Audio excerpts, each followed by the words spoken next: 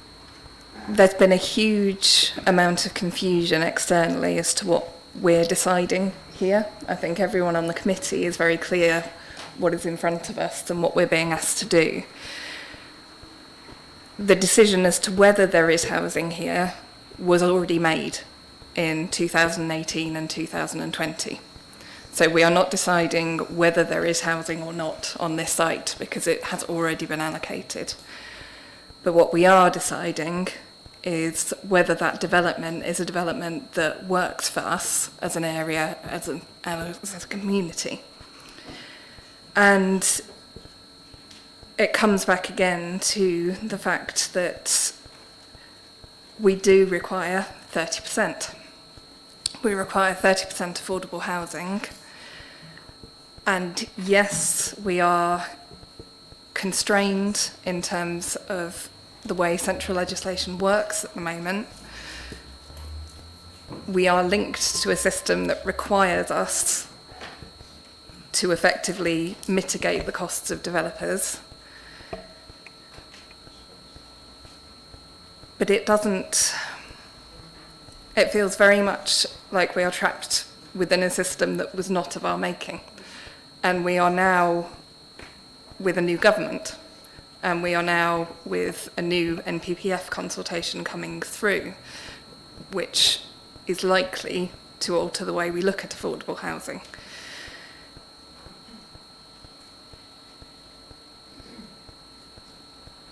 My concerns are always linked to what we can change and how we can do it. Here, I think the main issue, as has previously been mentioned, is the affordability, and that what is needed in terms of housing here is housing that is genuinely affordable. We don't need housing that isn't affordable for the average Thanet resident. And so that's one of my overwhelming concerns. But at the same time, I recognise, as I think every member of this committee does, that we are trapped within an external system that says that if profit isn't within 15 to 20%, it's not viable. And most of us would disagree with that. Thank you. Thank you. Councillor Whitehead, would it be easier if you moved rather than... Are you looking very uncomfortable trying to bend over to that microphone?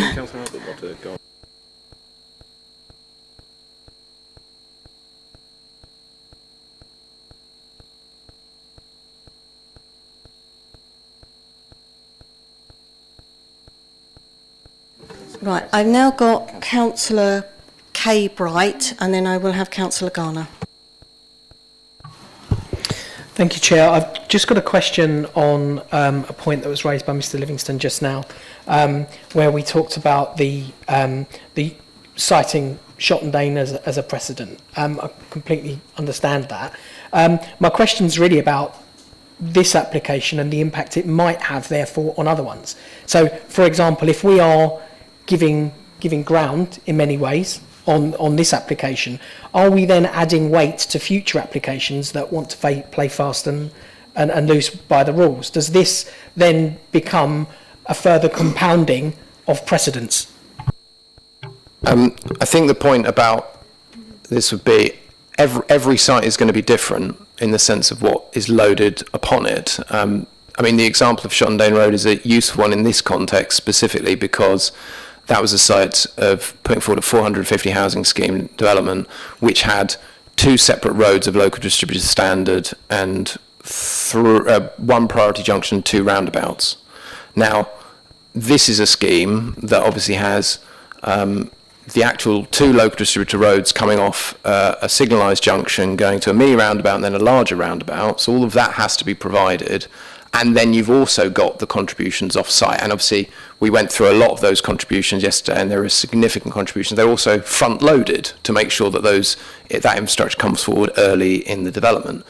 Other strategic allocations will have different requirements, and they may not have, well, they definitely don't have the same extent of on-site infrastructure that's required. So in terms of precedent being set, I cite the Shotton Road as an example of how to interpret the policy and how an inspector looks at the policy and how it applies national policy against that. In terms of the idea of giving ground, the policy allows for less if it can be demonstrated. So it's not a case of playing fast and loose with the rules.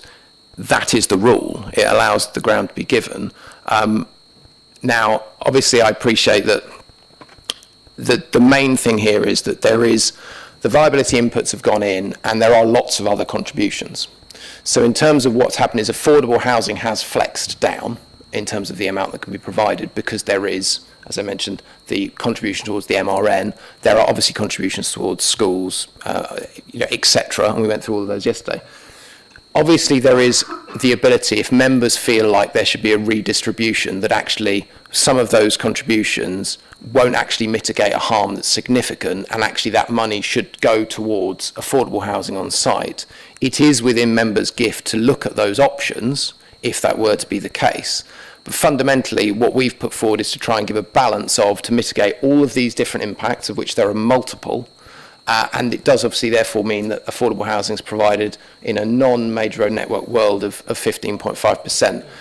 My last point would be on this is just that in the Shotton Road appeal and in various appeals, the fact that even 15.5% is provided as affordable housing will in itself be given substantial beneficial weight by an inspector, as it should by this committee, but I appreciate it's not 30%. Councillor Garner. Thank you. Yeah, I just wanted to relate it, as this does relate to the amount of affordable housing, the viability assessment that's been done.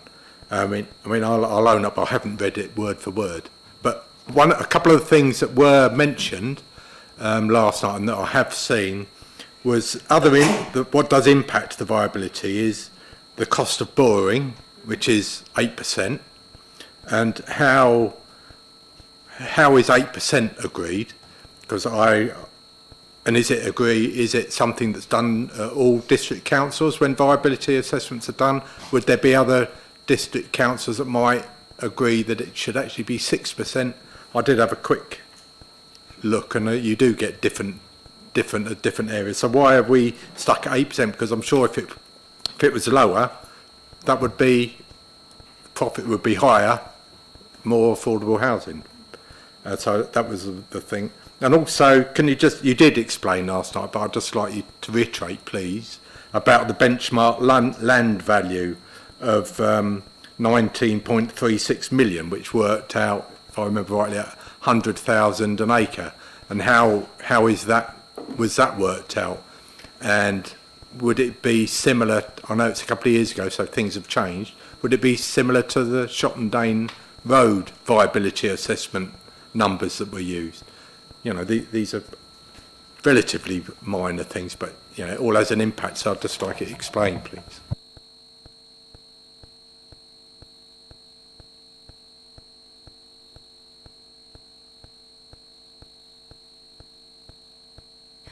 Okay, that appears to be everyone who wants to speak on affordability at the moment, on the affordable housing. Councillor J. Bright does as well. I'm actually going to very quickly add, I'm also concerned about the impact of inflation, the time it's taking between putting in the bid for the MRN and the impact that all of that will have interacting on the affordable housing and everything else. So I'll ask the Ian to take that into account.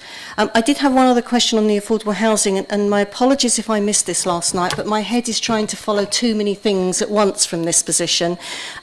Was there any indication of where the affordable housing would be within the site on either the 15% or the 23%? So I'll pick up Councillor Garner's points, but I'll start with that point. So it's just percentages at this point in a general sense of not exact position at this point. So that would be a matter that would come in at different reserve matters or phases. Yeah, so obviously the idea would be that 15.5% goes across those three phases at the bottom of the southern site, and potentially, depending on MRN, the rest of the percentages would be obviously across the northern section. To pick up the point about inflation, so in terms of general changes to GDV, build costs, etc. So that would be picked up by the review mechanism in the sense of if more could be provided via a contribution. But to Councillor Garner's point, and I'm going to slightly, I don't think it's a minor point you've raised, because it is one of the areas of discussion that we've had with regards to this. Interest rates, we have looked at 6% on the cash flow, excuse me, over the period of a development previously. In this instance, we've put forward to accept 8%, and primarily that's because interest rates for a number of years, for the last sort of 8 years or so, have been at a historic low. Now, that, if we go back to the late 2000s, it was very different, and obviously in terms of viability assessments, it would be more appropriate to take a higher interest rate. What's actually looked at, though, in this instance is how likely banks are to lend to a developer. And in this instance, another reason why we've taken 8% rather than 6% is because actually in the viability, it's outlined, it's in the Annex 7, and it's at 3.13.2. What's outlined there is the profile of Section 106 contributions. Now, what's actually happened since the viability fixed that amount is that 106 pot has actually gone up. So it's actually the amount that's being contributed is more than what was put into the viability. So specifically the 900,000 for the Quexter Coast route, of which it's not fixed what that's being spent on, that's been added. Effectively, that's not in the viability and it's now been added. The triggers for the contributions have changed. So specifically, if we look at the highway contribution of the 19 million, all of that has to be provided by 800 houses, not by 1,000 houses. So that actually comes forward earlier, which then impacts on cash flow. And there are a number of other contributions which have come forward earlier on the triggers. And that obviously does make the site less affordable by getting that money up front potentially without getting the return from sales. So it's a balance across why we've accepted 8% rather than 6% on interest rates. But that's obviously what we've put to members, just as we put to members a mix of contributions that we think would be a balanced approach to obligations on the site. Okay. I've got two more hands. Are they about the affordable housing and the NTLR? Okay. In that case, Councillor Joe Bright. Thank you. Yep. So it seems like we're being asked to accept 15.5% unless the MRM funding comes forward. In that case, is it possible, I know that the developer is saying that they want to deliver the bulk of the affordable housing in the later phases, can we impose a condition that those are brought forward and that we fulfil our housing need? We've got a housing need in Thanet, and if we're going to have to wait years and years before those affordable housing comes forward, it's not addressing that need. So is there anything we can do to bring that forward? Thank you. I'll take Councillor Albon's question as well and then ask Planning Applications Manager to answer them together. Thank you, Chair. I just want to come back on Ian's point there about the trigger points. Who sets that? Okay, we'll come to that. Okay. Sorry. So in terms of when the affordable comes forward, actually, if it's 15.5%, the phasing plan that you can see on the screen, so phases that are between Canterbury Road and the Minnis Junction, so that set of phases would come forward first, and that would provide on that site 15.5%. So in terms of the idea of providing them, it's later. It's more, if more can be provided, the more is provided later. And to Councillor Alban's point, in terms of when those triggers are set, that's by really statutory consultees in terms of when they need the money to mitigate the impact. So KCC-wise, all of the highway contributions, the request and negotiation has been about when that money gets provided, which is why in this instance, KCC have pushed for the money to come forward on highways earlier to make sure that the actual mitigation can be in, the works, the ACOL roundabout, etc., to come forward earlier. With other contributions, for example, education, that's linked obviously to actually pupil role and when they might need the primary school to be built by. So it's dictated by the provider of what those triggers are. Okay, I'm mindful of time and how long we're doing. I'm mindful actually we're straying into viability in section 106 as a subject. We can cover it now if you want to carry on. So, Councillor Alban, did you just want to come back on that? Well, I just wanted to make the point that other people are setting, KCC are setting the trigger points, and for us to deal with that, and that means they'd have to build so many houses, but it could be instead of 800, it would have been 1,000. So they could have had that more time and less money, and they've had more money to put into affordable housing. That's how I see it. Probably that's a bit of an easy thing to think about, but I just think that we're being led up the garden path here. I really do. Councillor Matterface, is your question on the same line? It is. Section 106 triggers, can they be challenged and changed by anybody who's in the heads of term? Can they say, we can't meet that, we want it different? And Councillor Whitehead, is your question on the same lines? Can you hold that then, please? So in terms of 106, the triggers that are put forward, it's come from discussion and negotiation. So obviously in terms of talking to the different consultees, the different providers in this instance, it's about finding out, right, when do you need this by, and then negotiating with the developer to try and create a situation where we can be sure that the money will come forward to be able to mitigate the impact of the development.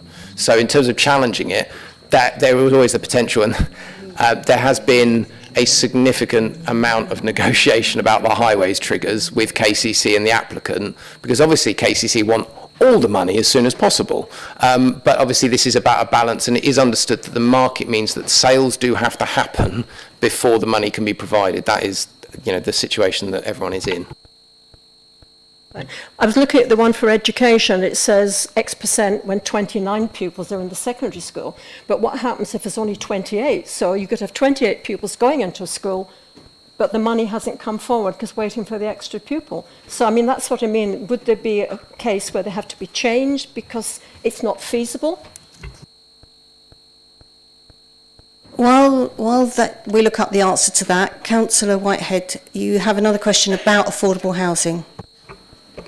Thank you, Chair. The question centres mainly around the mix of affordable housing. So in terms of what Thanet needs, our primary need is always affordable rental. So we've got the 70% affordable rent here. We've got 25% first homes and 5% shared ownership. Obviously, it's a complex mix in terms of the viability. However, first homes haven't been that successful nationally or locally. So where is the flexibility, or is there flexibility within that mix? Because I'm not certain. I'm aware that affordable rent is the lowest in terms of profit, and that first homes may provide more viability in that sense, but they don't seem to be a product that's being particularly successful. So is there a way of altering that? Yeah, so the viability works on the scenario of, as you've outlined, of providing the 70% affordable rent, 25% first homes and 5% shared ownership.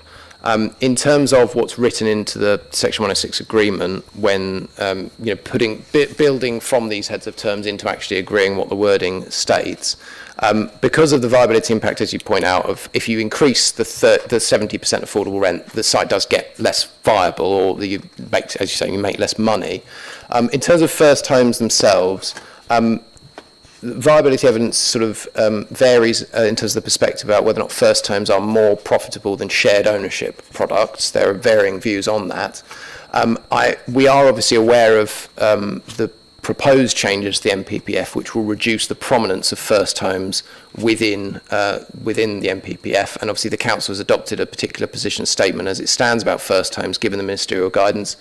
If that were to change in the future, what that would mean is a change for that 30% of what's called affordable home ownership products, rather than the affordable rent amounts. If it were to flip even more, as in more affordable rent, the site gets less viable.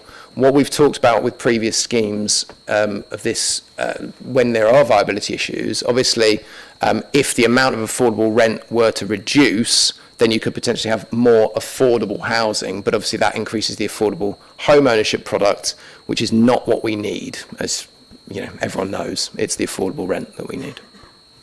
Thank you.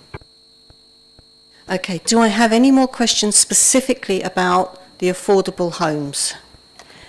In that case, what I will do, because we've already moved into viability in section 106, I think we've probably covered that as well, but can I just double check, is there any other questions regarding that before I move on to the highways? Okay, in that case, Councillor Wing, I'll come back to you. You didn't put your hand up, but I'm going to come back to you. So, unless you want me to go to someone else first. Okay, Councillor Wright, you had a question on that?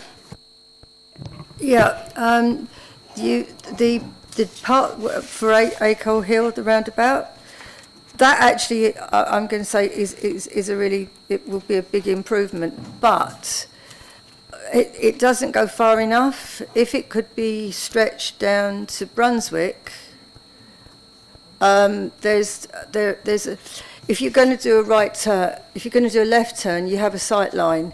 To do a right turn, you have to drive 6 foot into the road to get through the sight line, and I don't see anything there that piece of land is unadopted, and I think that should be included in it, just to straighten it out, to make it safer.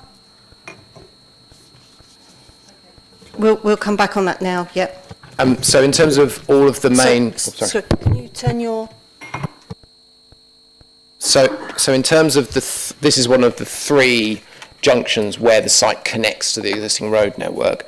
All 3 junctions, including this one, have been through a safety audit, which has gone through KCC. So in terms of concerns about safety, I'm not disputing that potentially this situation could be made better because of what you're saying.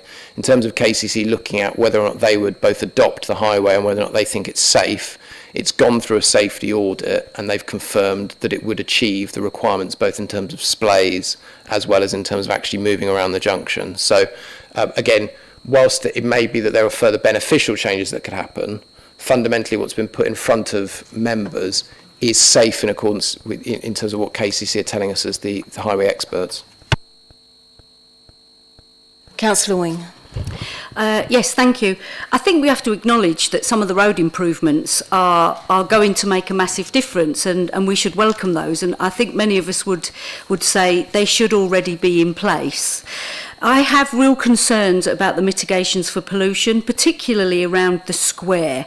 I don't live in Birchington, but I love visiting Birchington, and I think we all recognise that there's a bottleneck there, and you can't escape being stuck in traffic. I'm going to use the word, they seem pretty pointless. We're going to put EV charging in and upgrade the monitor, etc. It's very worrying that the square in previous years did exceed levels for nitrogen dioxide, which is very worrying. And although the new roads are going to help, the square is a key bottleneck, okay? With 1,600 new homes, possibly each having 2 cars/vans, traffic will increase. And traffic will increase in that bottleneck. I don't see how throwing a few EV chargers in and upgrading the monitor is actually going to have a positive impact on reducing that. And I'd also like to ask, were other forms of pollution, including particulates from tyres, brake pads and diesel engines, were they looked at? Because we know from the sad case of the child that died in London that particulates create a massive problem for human beings, and nitrogen oxide creates a massive problem for the environment. So I'm not convinced that there's enough mitigations for the pollution, and I would be very worried about the people living in and around the square.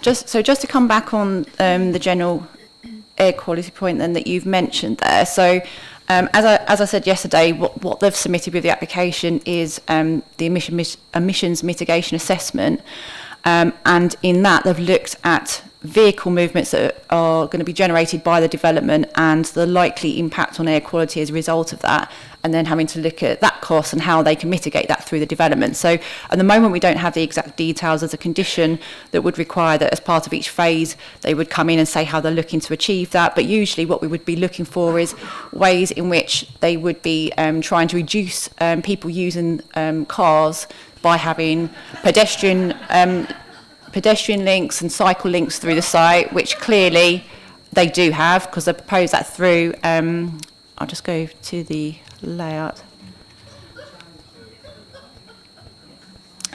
So as you can see from the access and movement plan, so the yellow line on the plan was the new recreational leisure path that they would be putting through the site, and then we've got all the pedestrian links that you can see from the arrows. So through the parameter plans that we've got, we know that they are attempting to resurface public rights of way and everything to encourage movement by pedestrians and by bikes. So that's one of the main things, and then on top of that would be all the additional plantings. Obviously in doing that you're improving air quality as well. So the costs from the damage from the additional vehicles would be used and input back into the scheme to provide those benefits which would be encouraging sustainable transport, and also we have got the replacement of the air quality monitoring system in the middle of Birchton as well.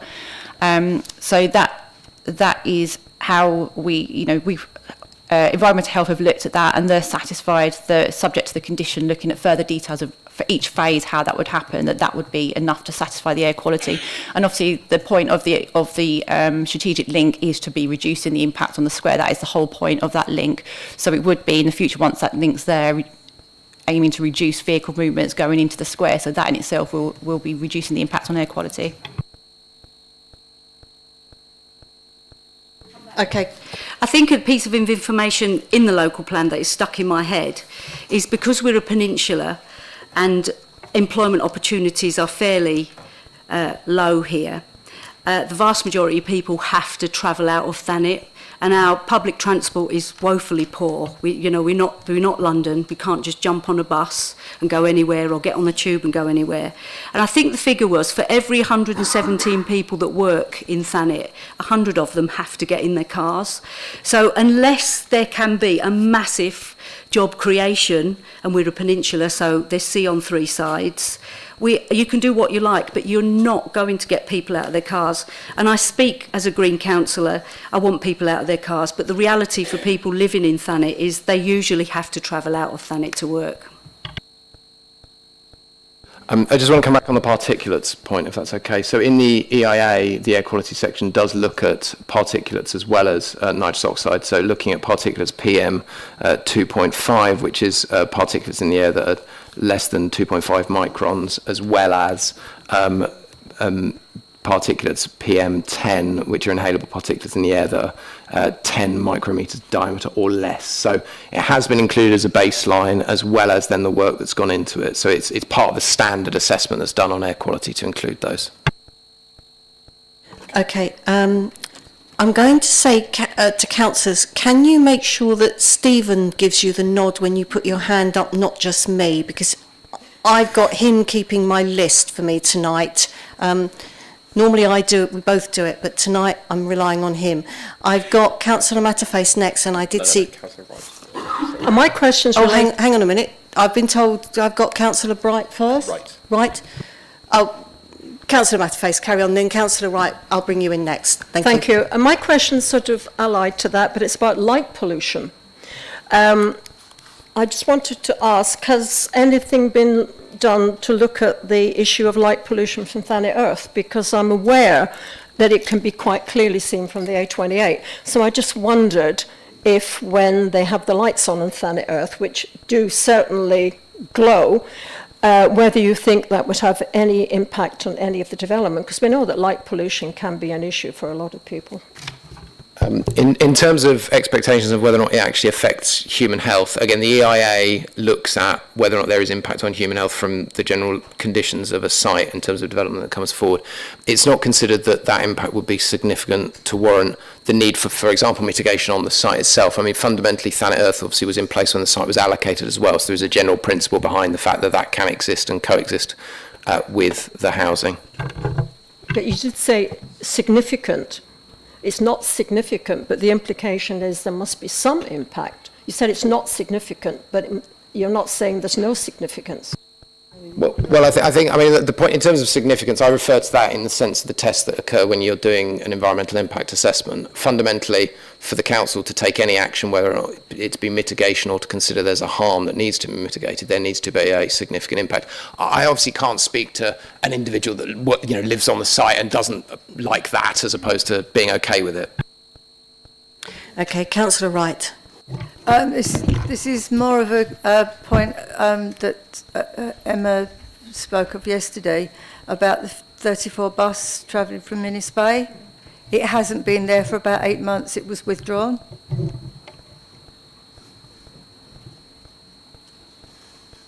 Okay, we'll include public actually, no. Can we do public... Are there any other questions about the junctions before we move on to the buses? Very good point, and we will come back to that. So we've got a note of that. So, sorry, about the junctions, was that Councillor Bright? Councillor Albans first. I'm told Councillor Albans first, so I'll take Councillor Albans first, and then I've got both Councillor Brights. Is that right? That's right. Thank you. Okay, thank you. Just bear with me a little bit. Air pollution, I'm going along with Councillor Wing, which is quite unusual for me and Councillor Wing to go together, but I do see eye to eye with in relation to the air pollution. As we know, the air pollution in the centre of Birchington has been monitored for a number of years, and it's one of the worst places, if not the worst place, for air pollution.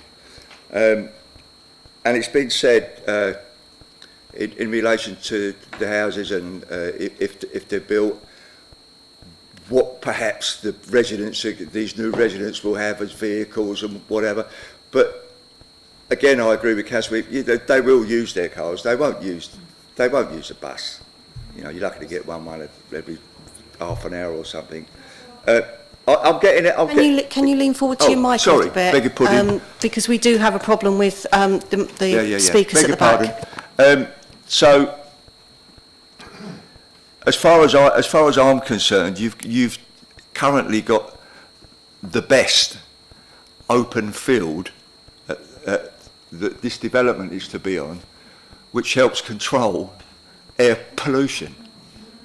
Right. So, if the houses are on there, you can get all kinds of pollution on there, and the vehicles going backwards and forwards, whether it's on the link road or whether they're going into the town, which they will, obviously. I think the air pollution is going to be worse, and I don't think the mitigation is good enough.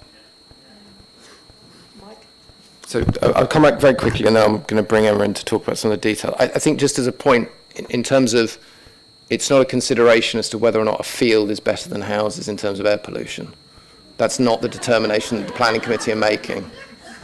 Just to be very clear on that. I think it's really important that we keep to the policies and we keep to the advice that's obviously provided. In this instance, we've got the environmental health team that have looked at this scheme, have looked at the measures that have been put in, have looked at that, who obviously know much more than we do with regards to the actual air quality position in Thanet, specifically with regards to the air quality management areas.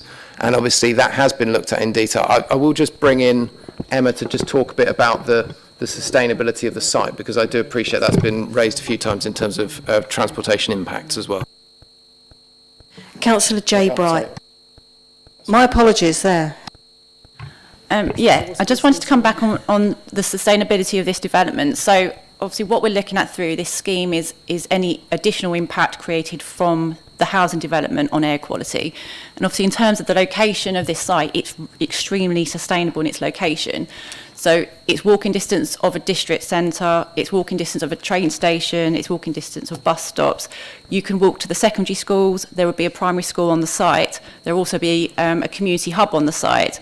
You'll be able to walk to the recreation ground. So everything is walkable in terms of facilities and services, education, the health centre is on the site. So everything is walkable from this site. So in terms of actual air pollution generated by the development, yes, we expect that there will be people that will have cars, and that has been looked at through the emissions mitigation assessment that's been submitted. And we are looking at additional mitigation, which also includes travel plans as well. So there'll be travel plans for the residential and travel plans for each of the commercial units and the school as well, to try and encourage movements without using the car as much as possible. But you have to look at the fact that this is a very extremely sustainable site, and that is a big consideration for this scheme. Councillor J. Bright. Yeah, thank you. I've still got concerns about the extra traffic from this development causing unbearable congestion on Minnis Road. As it stands, there's one road to and from Minnis Bay under the railway bridge. Are there any other access roads considered in this scheme? Is it even possible? Or will all extra traffic from the development be expected to funnel under the bridge to get to and from the beach and other amenities? Have any other mitigations been considered? Thank you.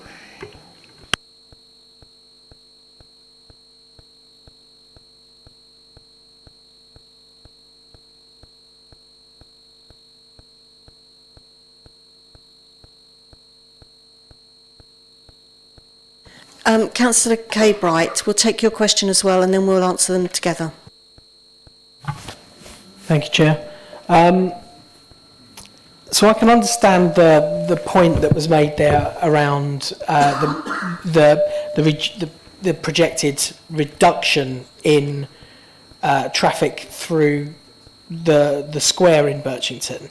I guess my question is really, therefore, the increased travel that there will be through the development, because I'm thinking about when I come home from off the island, I actually do go through Birchington.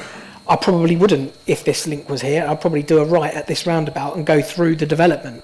So are we just shifting the heavy amount of, it's not necessarily congestion, but it's still the traffic, the air pollution and the particulates through the middle of the development to the south of Canterbury Road, because that looks like that's going to be a high volume road itself. Sorry, and if I just might add, and why is it going through the houses? Because if it's going to be a high volume of traffic, it might be a dangerous road. And so just to pick up a few of those points. So in terms of the link onto Minnis Road from the site that Councillor J. Bright raised. So obviously in terms of access points, because of where the allocation is, this has always been through the allocation, which has again been through examination, there was always going to be an access onto this road. In terms of what's been modelled, therefore, is looking at actually what junction is needed there. In terms of additional traffic created by this development that will have to go down Minnis Road and under the bridge, that is the only way that they could go, just as it would be at the moment in terms of any travel that's coming from, I suppose, north of Station Road going rather than coming round the other way. So in terms of where the traffic goes, well, that is where it would go. Obviously, in terms of the flows around in the network and whether or not it affects queuing, etc., what's actually been looked at in terms of the capacity at the different junctions on all of the connection points is a worst-case summer peak looking at traffic volumes. Now, to be clear, the developer is required to provide actually normal conditions rather than a summer peak in terms of the modelling that's been done. So this is, in Highways View, a robust assessment of the junctions that are being provided to make sure that they can cope, the network can cope with it. To pick up Councillor Kay Bright's point with regards to transport movements, the transport strategy, the inner circuit fundamentally is looking to alleviate traffic on the A28. It's also looking to make sure that it can facilitate the housing development which is required to come forward of the 17,140 houses in the local plan. So the link road is obviously trying to do that, and obviously that does mean that it's expected that, as you say, if you're going, you would go through Birchington, but obviously when the link road is provided, you'd turn right and go down that road. In terms of the location of the link road, where it's been located, that's got to be a local distributed standard road. In terms of whether or not it's safe or unsafe, obviously the detailed design will come forward as part of reserve matters applications. It's considered by highways that there's no safety concerns because, one, they're going to adopt it. It's going to have to be safe because they're going to have to go through their very rigorous process of actually adopting the road. In terms of an air quality issue, in terms of the number of movements that occur, rather than the road going around the outside edge, fundamentally there's no different level of harm in terms of it, whether or not the road is at the edge or if it is at the middle. It is an option that's been taken from the developer in terms of planning community to have frontage on both sides to actually approach it, rather than have a road as a hard edge. Fundamentally, though, it's not an either or. This is what's being proposed, and it's whether or not this has a harmful impact. It's not been demonstrated that there are at all concerns that actually the volume of traffic would result in air quality issues for properties along that stretch. Fundamentally, we haven't looked at the layout yet of where those are, and obviously the requirements for various planting along that street, which would be the case for every local distributed standard road. So again, in terms of concerns about the development, it's not considered that there is fundamentally anything that is a harm that would, that simply would be contrary to policy or the MPPF with regards to those particular points that have been raised. Okay. Can we keep the laughter a little more muted, please? Members of the committee do need to be able to clearly hear the responses from the officers in order to understand what is being said. And I'm now hand over to Councillor Scott for the next question, please. Thank you, Chair. Just looking at existing networks and highways, especially Canterbury Road. Obviously, that is the only way in and out of Thanet at this current moment. And obviously, with these current proposal plans, you're looking to extend the commercial hub as well as put a school within the existing road. And I mean, if anyone's driven down Canterbury Road, especially on the dual carriageway, during the peak times for school rushes, that becomes a single carriage road. So as we go nearer to getting out of Birchington with this current school and school rushes, and as much as I appreciate there's a lot of implementation of walking and taking your kids to school and that, people will prefer to use vehicles. I'm just concerned about the impact of cars parking on the verges, obviously kids going to and fro across the road. Just essentially that is going to be a road that's going to be used while this development is going to go ahead. And let's be honest, I feel the link road isn't going to become in fruition while we're building these houses. Thank you.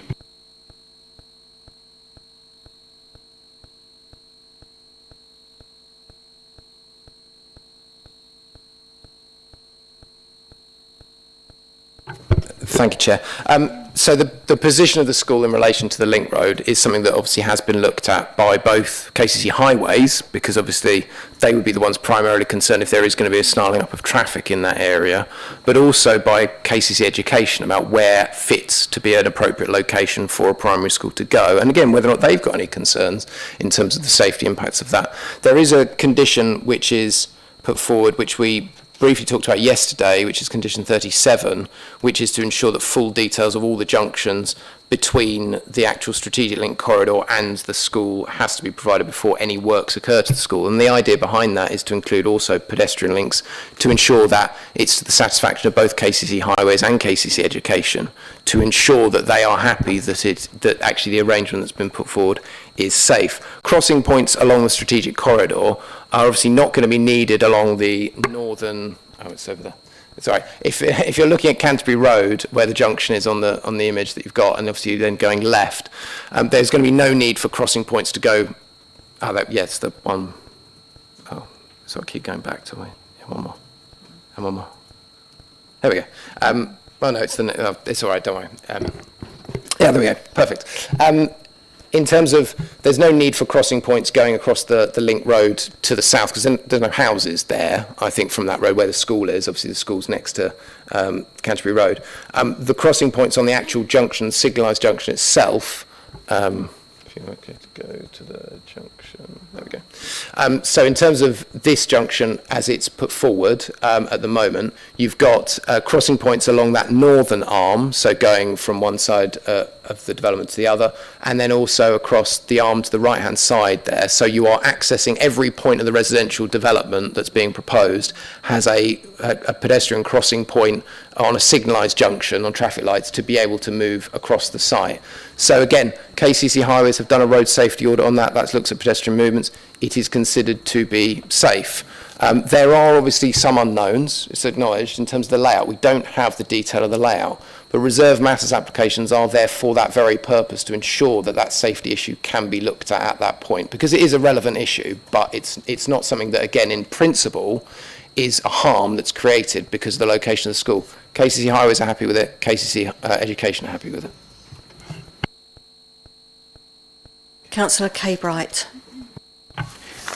I think I'm straying, actually. I was just going to say, did KCC Education ever consult with or see the Birchington Parish Council recommendation that the school be closer to the northern end, so that maybe it could be better integrated into the north of the village? But I guess that's straying into, we've just got to judge what's in front of us. Yes, that is straying, and we will come back to that. That is one of the things on the list. So I don't have any other hands for the combined highways, junctions and pollution air quality issue. That's one, yeah. So public transport did come up, and I think it was Councillor Wright that raised it first. So I'll come back to you as the first option to come back, and then I will have Councillor Matterface.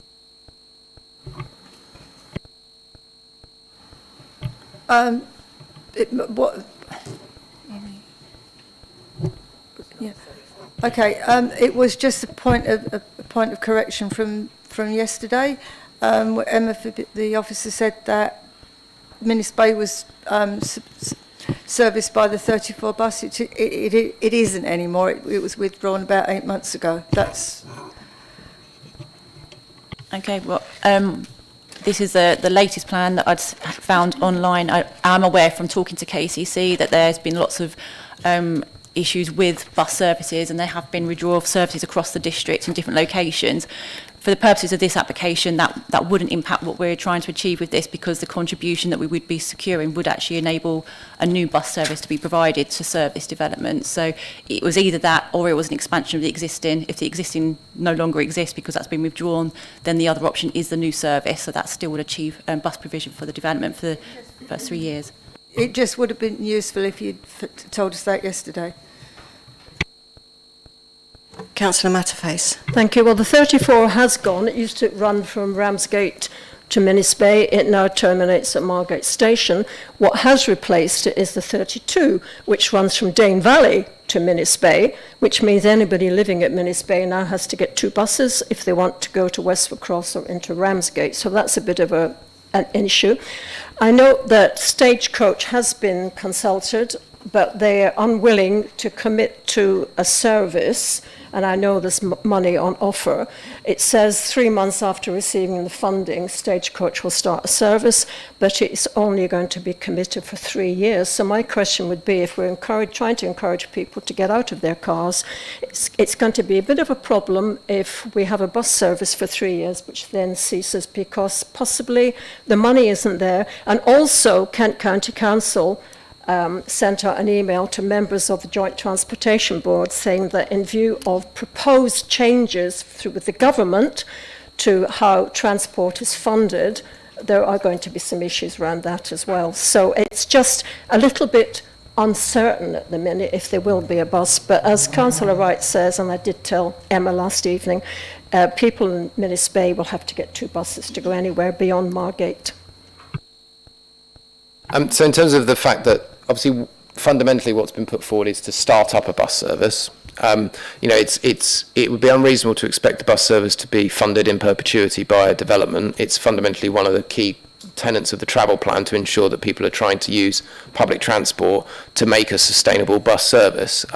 Again, in terms of the overall package of highway contributions that are being made, including the travel plan to try and enact a modal shift, away from road users, but obviously fundamentally making provision for road users by the 21 million that's being provided. Again, it's got to be taken as a whole in terms of whether or not there is harm to the network by virtue of this application. And obviously, hopefully the bus service provides a success, but there's not much more that we would expect a developer to provide, nor would it be justified to ask for more. Do I have any other questions on public... Sorry? Councillor Wright again. On the fact of the access to... Ian's just said that about people being able to walk. The traditional demographic of Birchington, especially down the Minnis Bay area, are not young people, and most of those would find it very difficult to walk up and down Minnis Road. I mean, obviously, this is looking at the impact of the development in terms of the users of the development. So whilst I appreciate the demographics of the area are as such at the moment, it doesn't necessarily preclude people of different ages living in this development, and potentially, obviously, we want to encourage everyone of every age to be able to stay mobile and keep walking, and obviously we believe that the proposal would encourage that through its design. Are there any other questions relating to either buses or public transport? Because I'm aware that there are trains in bridges and other things in this as well. So are there any other questions on those aspects? Councillor Wright. Can relate to the Birchington station. Last night you pointed out that there were going to be some disability measures for the railway. You mentioned sliding doors and enhancing the booking office. Well, that really isn't going to help the disability. What Birchington Station needs is a lift. If you come from Herne Bay, to get to Station Road from Birchington, you have to go up a very steep hill and across what is which is really, it is a road at the moment, but it was made as a cart track which supports two-way traffic and pedestrians. If there was a lift, that would make it it would be disability friendly, and it would also encourage the pedestrians coming off of that train to go onto the metal bridge and exit the station by Station Road, which would be a lot safer. Also, while we're on the subject of Birchington Station, I noted that the thing is about having a disabled counter, but the railway boards are actually trying to get rid of people going into stations to buy their tickets, but to use machines and do it online. So I think that ties in with Councillor Wright's question as to the necessity for another counter. So just the justification of that. Well, the advice we've received on this was from South Eastern Railway. So we sought advice from them on what they considered to be the necessary improvements at the station. So the latest advice we've had from them is from June of this year, and the improvements that they had listed that were needed at the train station initially were to provide a cycle hub, which I believe has been provided, and when I'm visiting the site I saw that was there. There's a cage now for bikes to be put in. Tactiles on each of the platforms, and that again has already been carried out. So the only outstanding improvements that they have identified is the ticket office window, which they've said is very dated and could do a renewal. They haven't commented on the fact, I appreciate, I mean the photo there does show there's a ticket machine outside, but presumably there needs to also be a ticket window as well as an alternative. So that they have advised that would could do with some renewal, and that would be a £60,000 contribution for that. And then in terms of the doors, they've said to change the doors and to fit the doors with automatic door openers, which would then make it better for accessibility. And again, that's a £40,000 scheme. And so the contributions would cover both of those projects. So yes, this is at the the advice we've had from South East, and that's what they've advised of the necessary improvements. So yes, I'm sure there could be some other improvements that could be carried out, but we have to go by the advice of the consultees, and that's what they've advised in this instance. Any other questions on buses and trains and other forms of highway transport. Okay, next subject. Would someone like to, Councillor K-Bright? Yeah, I touched on it at the beginning, which is the change to the perimeter. The building out of the perimeter, particularly on the north side of Canterbury Road,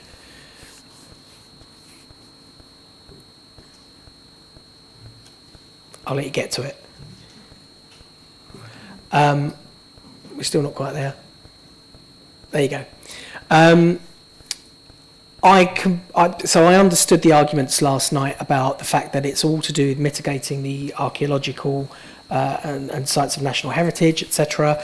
I actually think it's a really positive move in securing the green space, etc. I'm not really concerned, if I'm totally honest with you, about the extension of the proposed land there.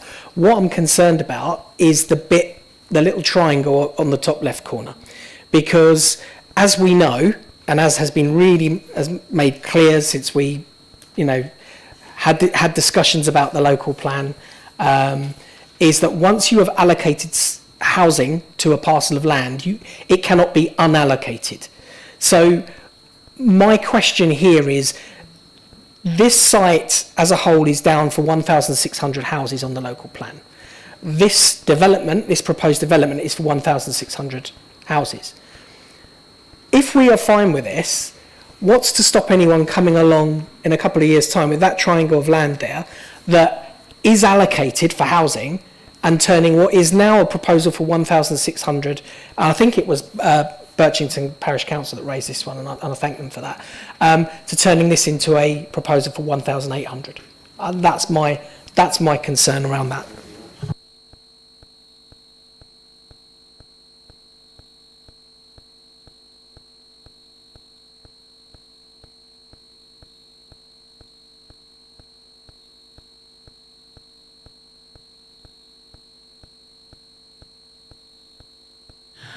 So if an application were to come in for that piece of land, obviously, yes, you're right, we would have to assess it against the policy. It would fall within the policy boundary. If this application were to be approved and we then had an extant scheme for 1,600 units, then obviously any further application within the allocation site would then be a departure to that policy because it would exceed that 1,600. Obviously, all I could say is that we would have to assess the application on its merits, as we always have to do with every application. We would have to look at whether the additional number of units in addition to the 1,600 would have an additional impact. Obviously, looking again at the impact from agricultural land and the fact we've lost some additional from this application, and whether we should be considering the loss of that one, even though it is obviously covered by the policy boundary, any additional impacts on highways. So that would just be a future application that we would have to assess against the policy, but it would be viewed as a departure because of exceeding the number, and obviously we've already secured that through this application. Thank you. In that case, can I ask what would be the likely number of properties or dwelling units that particular triangle of land would be expected to accommodate in normal circumstances? Well, no, because it's not what's in front of members. We don't know what the application could be from. You could take the density of a site like that could vary depending on a number of things, potentially, and obviously it's not under consideration, so it couldn't be taken into account. I was asking on the grounds of by how much it would take it over the 1,650, if at all, but I'll accept that I'm not allowed to ask that question. Chair does sometimes ask questions that are not allowed. Councillor... Matterface. Who was first? Matterface. Councillor... I've got Councillor Matterface. Yeah, am I right? Remind me, because it was a long evening, that triangle is where some of the scheduled monuments are? And that's why the 50... Where are they? Because 50 houses were removed because you had to protect the two ancient monuments. I just wonder where they are in relation to the triangle of land at the top left there. So I know this plan is difficult to see because of the layers, but the scheduled monument is in this location here, the square, the pink square in this location, and then that triangle of land that we're talking about is up here in this location here. Councillor Bayford. Thank you, Chair. My question is about the application as a whole. I listened with great interest to the speakers yesterday and members and officers this evening. I'm finding it difficult to support this proposal because it offends the principle of protecting prime agricultural land, potentially delivers as little as 15.5% affordable housing, and comes to us before we have approved a revised local plan. Further, the residents of Birchington clearly feel that the development would bring about harmful changes to their community and that to date their concerns have not been adequately addressed. I say these things with a heavy heart as I fear that if this application is not supported, it's likely to be granted on appeal, with the potential removal of some of the safeguards built in by our planning officers. Is there anything more that can be done to address at least some of the issues raised by members and residents, many of whom state that they do accept the need for some development before a decision is made? Thank you.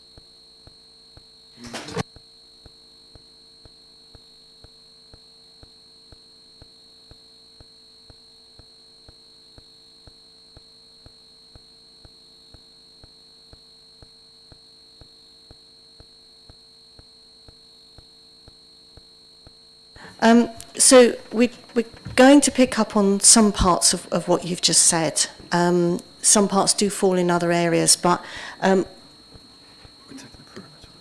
there any other questions about the perimeter in line with Councillor Bright's question? Okay, so we'll come back to... So in terms of where the proposal is breaching the policy allocation, it is acknowledged that there is a further loss of best and most versatile agricultural land as a result of the application over and above the local plan allocation of about 2 hectares. And obviously you can see on the image about the triangle that, as Councillor Bright has mentioned, is predominantly open space to secure the setting as much as possible of the scheduled monument. In terms of the policy, which is the policy with regards to agricultural land, obviously that policy is worded to effectively say that you should consider the merits of the development and whether or not it outweighs the need to protect best and most versatile land. That doesn't apply to what's in the allocation. Any review of the local plan is a future update to the local plan looking at projections to 2040 and potentially beyond. It won't change, there's the current local plan sets and allocates this site. It's not a case of taking stuff out of the local plan, it's about adding stuff to it. In terms of the additional impact that would occur, it is, as you can see from the image, the parcels of land that do accommodate additional dwellings that breach that boundary. So we have got to consider there is harm from the loss of additional best and most versatile. However, obviously, that has to be taken in account of the whole development and what the development is bringing forward. Predominantly, all of the requirements of the criteria of the allocation, all of the different highway improvements, as well as obviously the actual houses themselves. Emma went through yesterday about the impact on that boundary in terms of the landscape visual impact. Fundamentally, we do not think there's an argument that can be cogently outlined that would say that there is a greater landscape visual impact on the landscape character area by virtue of protruding, as this would do, into the countryside further, as opposed to the impact that will happen automatically through the allocation of the site and the development of the site as in the local plan. So again, overall, it's not considered that there is significant harm that weighs against those benefits. So that's why obviously we've recommended to go with the proposal, put that to members on the basis of the field boundaries and what the site can achieve through having a larger development boundary. Councillor Wing. I've got one question that relates to this, but then, because it's the green bit, can we go on to the green bit after that? Is there a net gain or a net loss in the change of boundary? I'm terribly sorry, Councillor Wing. I was talking whilst you're asking the question. I do apologise. Could you repeat the question, sorry, please? It's a long night. I'm no, sorry. It's okay. You're fine. Is there a net gain or a net loss of land due to the change of the boundary from purple to red? To be honest, we haven't got that calculation, and I think I wouldn't want to say doing it sort of by eye because of that. Again, not having that figure is not actually relevant in terms of the determination of the application. Fundamentally, it's about, again, what's being put forward is to change the boundary, of what's in the allocation. Okay, I am getting an indication from some of the members of the committee that the laughter in the background is preventing them from hearing everything that the officer is saying. So if I can just remind you to try and mute the laughter. Councillor Matterface, I believe you wanted to come back. Thank you. It's so extension of Councillor Bayford's point, because I've read through this and there are 69 conditions in this outline application for each of the 4 phases, which is a lot of conditions, I think you will agree. So what impact, bearing in mind conditions often come back for changes and amendments, we know from various applications, do you think this number, what impact do you think this will have on the implementation and completion of this project?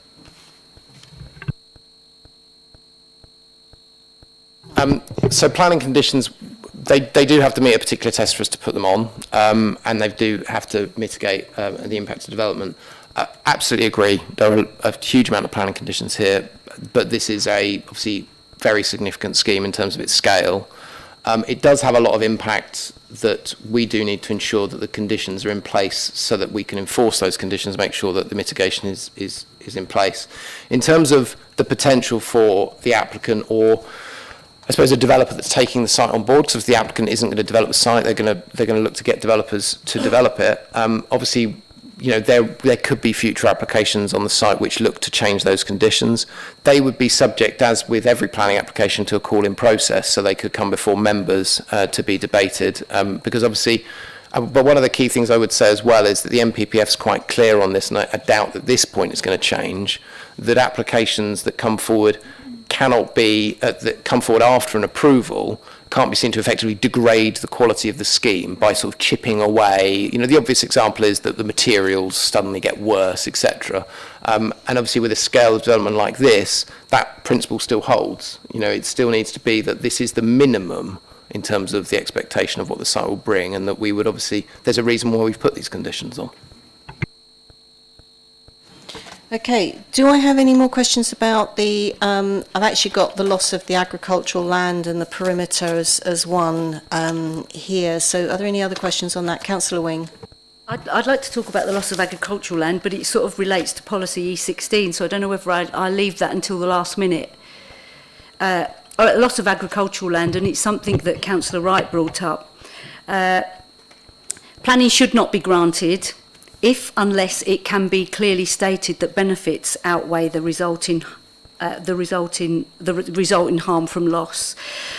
No otherwise suitable sites of poorer quality exist. I think we can probably rule that one out. The development will not result in the remainder of the agricultural holding becoming not viable. So I am building a picture that because we don't have enough information about the benefits, the roads might be changed, we might get more social housing. I'll come to the mitigations from the environment, that, but I don't believe there's enough mitigations for the pollution, that I'm building a picture in my head so far that the benefits don't outweigh the loss of agricultural land. I also, when we come to number 3, is this plot of land part of a larger farm or agricultural business? And if so, does that farm or that agricultural business remain viable? Because if it's not viable as a result of this land being taken for something else, then it doesn't meet the requirements of policy E16. So, and the other thing I want to mention is, according to the report, this grant is best and most versatile, grades 1, 2, 3A, but according to the regional agricultural land classification map, all of it is grade 1. So who is telling the truth?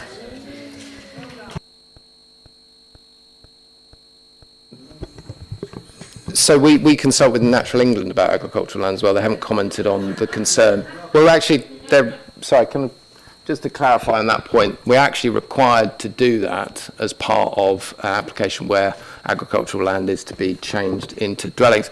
I think in terms of, to your point, Councillor Wing, the policy E16 at the very start says, first of all, except on sites allocated for development by virtue of other policies in this plan.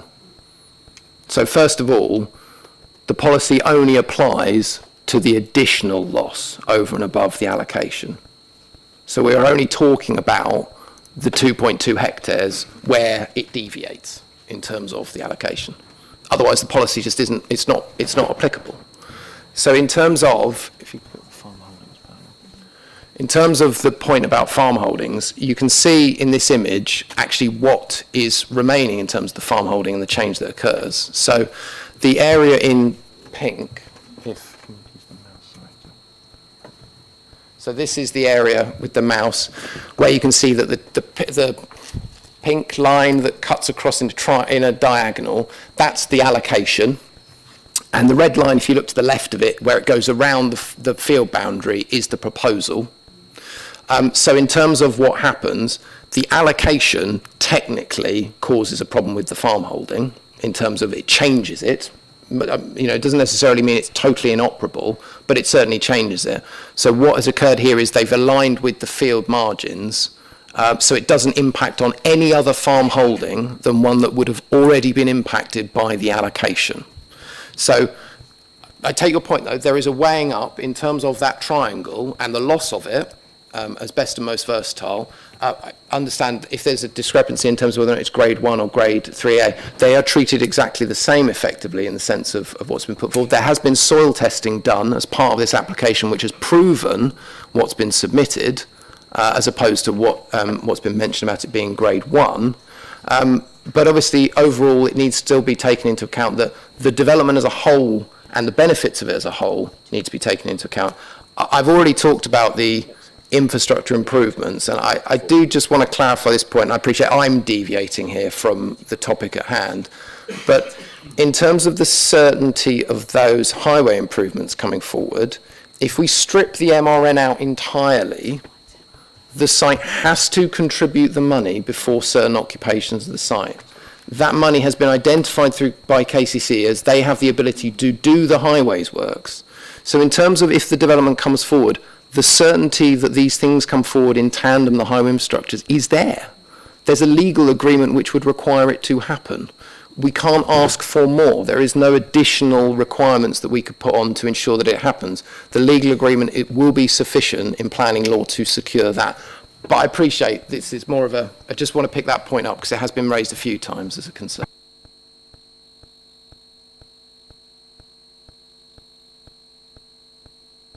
Yes, please. Sorry, I waved at you. I hoped you saw it. It was actually the Natural England that actually said there was a variation between the clarifications of the land.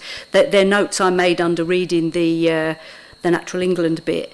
They also expressed concerns about soil management and evaluation, and they suggested there was a need for a soil specialist to be involved. And that's that. I've pulled that directly from the Natural England documentation, so I just note that. Just to come back quickly on that point, so the point that you said about Natural England identifying it as grade 1 land, so looking at the agricultural land classification website, it says that these maps are accurate for use for strategic or intended for strategic uses, but are not sufficiently accurate for use and assessment of individual fields. So it's more of a regional, this is what we think the land is, but obviously in terms of this actual application, they've carried out the soil samples. So the actual classification that they've come up with that you can see on this plan here, which is showing the blue, which is grade 2, and then the green, which is grade 3A, that is the accurate level of the soil because they've actually carried out those tests. And I think in terms of that point, we have added a condition to do with the soil as well, to do with that point that you just mentioned about that Natural England raised. Okay, At this point, I'm going to take a short adjournment. Members will be of the committee will be used to me doing this at around about this time, 8:45. But before I do, I must read you this. Adjournment during a debate, once a motion has been moved, is exceptional, and I would remind all members of this committee that at no point during this adjournment should there be any conversation or discussion about any aspect of the application at hand with anyone at all. I will not be monitoring the toilets, but I will be trusting you. Be about 7 or 8 minutes. Thank you.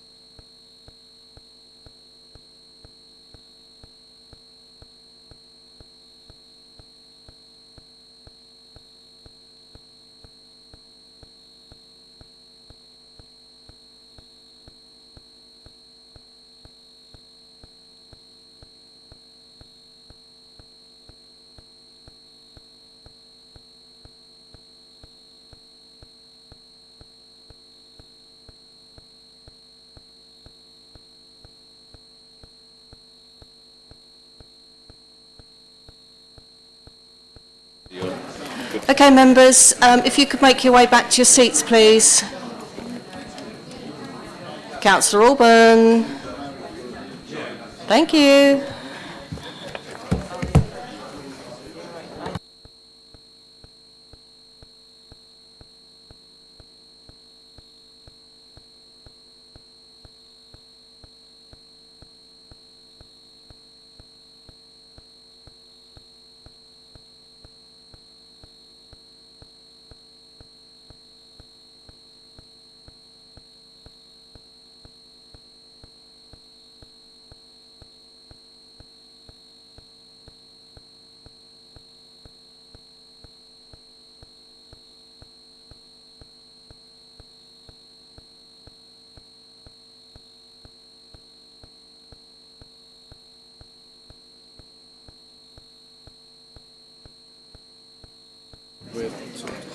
Okay, members, just a quick reminder, although we're covering one item at a time, we will cover everything you need to cover.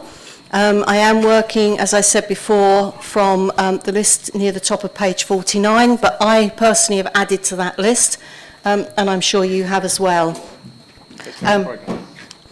It's now time for me to ask you if for new questions on a new topic. So do I have anyone? Councillor J. Bright, you came first. Thank you. Thank you. My question's about biodiversity. At which phase will the proposed trees and hedge borders be planted? Is it possible they can be planted as early as possible so the trees have a chance to establish before the houses are built, if this should go ahead? The illustrated plans look very attractive with the mature trees and green infrastructure, but how can we guarantee the planting is in place early on to soften the edges of this development and to encourage biodiversity? Can you confirm what the proposed biodiversity net gain will be for the whole development? Thank you.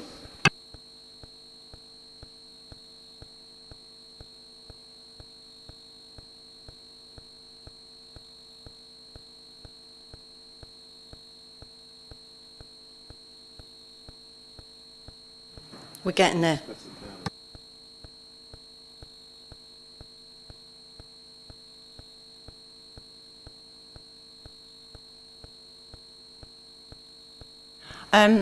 So I was trying to find the slide that had the full green infrastructure on, but I'll just have to show you the two parts. So in terms of the tree, so this plan that I showed you yesterday on the green infrastructure, the black was the structural planting, and then the pink showed some lines of trees, and then obviously everything green is also just generally green infrastructure and will consist of a variety of different types of planting. So that would be like the meadow planting and the hedgerow planting, and then this was the plan on the southern side, which again showed the structural planting on the boundaries, and there was lots of trees on the bottom corner here. So in terms of the planting, obviously it will come forward in each phase, so we can't ask for it to be in addition to that. In front of that. So it has to be that as each phase comes forward, obviously we'll be looking at the reserve matters. The reserve matters will include the landscaping, and then for that phase we'll have the landscaping approved, and then we'll be requiring landscaping to be put in. Quite often a condition we'd look at would be landscaping prior to first occupation, but where the larger sites, maybe we do need to split it down a little bit. We've also got the conditions in the end of the report on landscaping, so conditions 53 onwards, which look at the submission with each reserve matters application to come in. It looks at a need for tree surveys, and it's got the landscape management plan in there as well. And then, so in terms of screening the development, obviously with each phase as it's being built, the landscaping will be put in, so it will screen each phase as it comes forward. I feel like there was a second question. Oh, biodiversity net gain.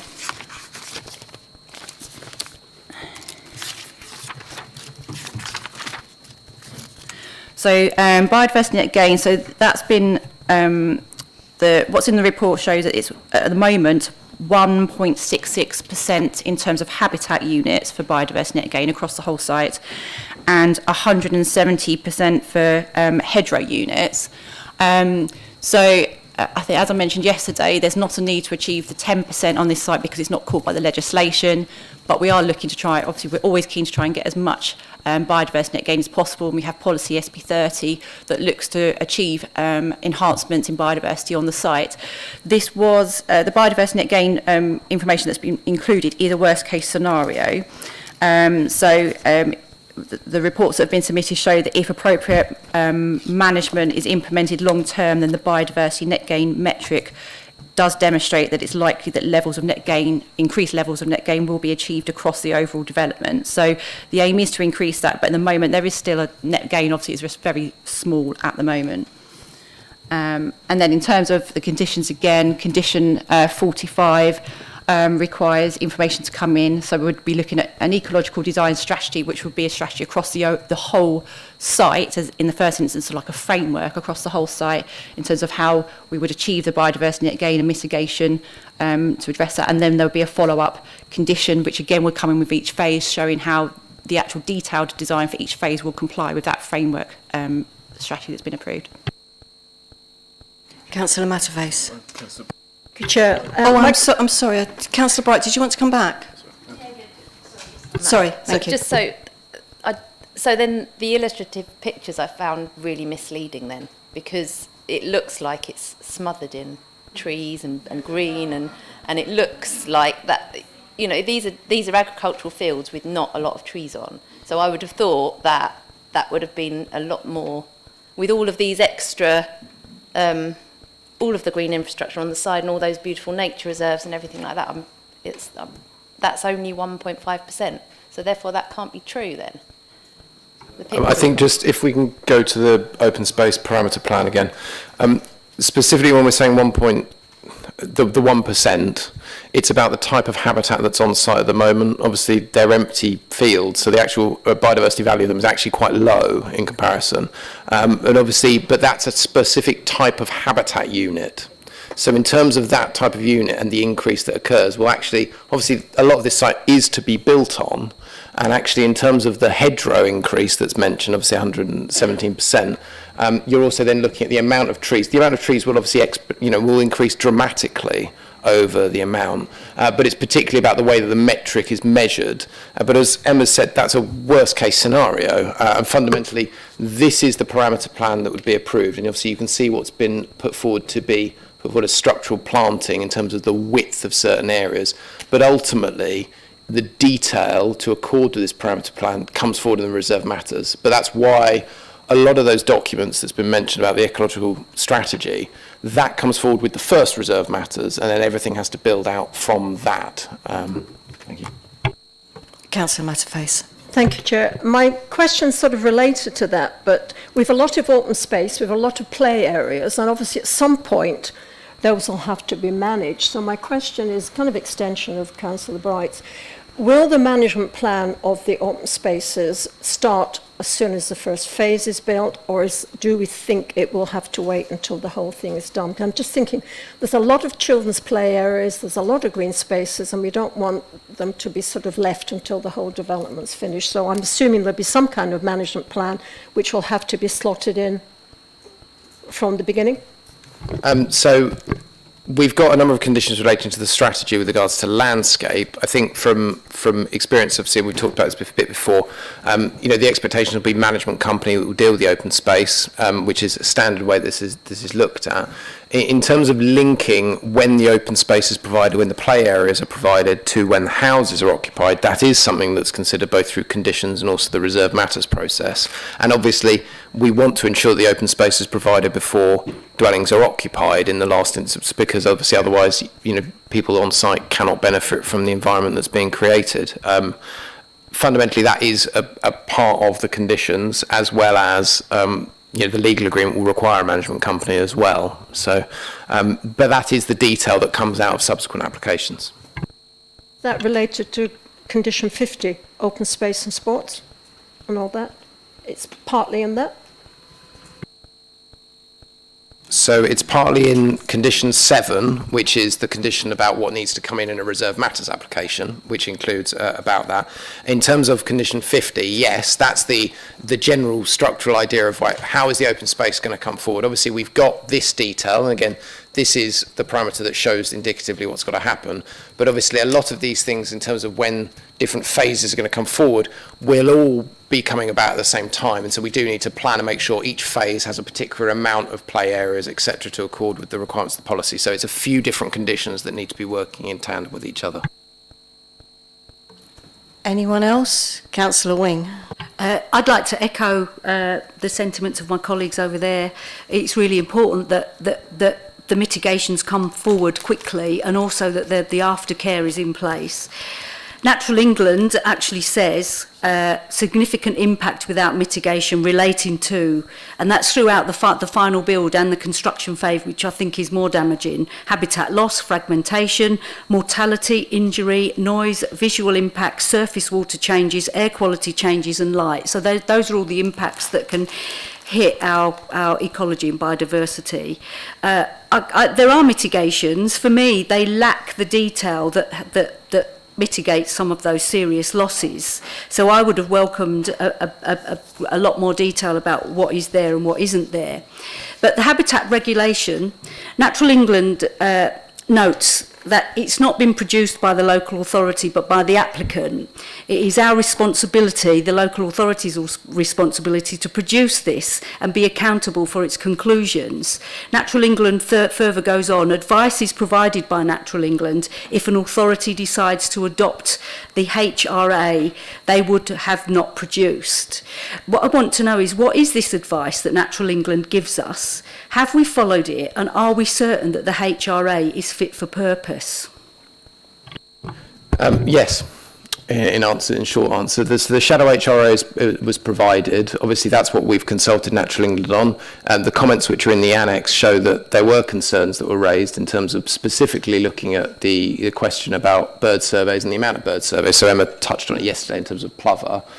In terms of then what's been looked at is, obviously we've looked at, the council itself was looking at and doing bird surveys as part of local plan work, and it has been concluded using that information and the HRA that the information is sufficient to say that there's no significant impact from the development on the designated sites. So that is our view, and therefore we are looking to adopt the shadow HRA and the conclusion that it doesn't have significant effect. So you're absolutely right. It is our responsibility as the competent authority to do that against the habitat regs, and obviously our view is that is the case.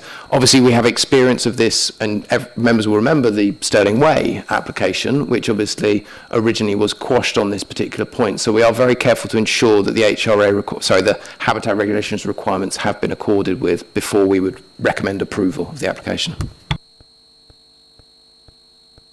I find it difficult to actually accept a report that finds absolutely no reptiles on that site. I can go around the corner at Spencer Square and probably find a reptile, much smaller area.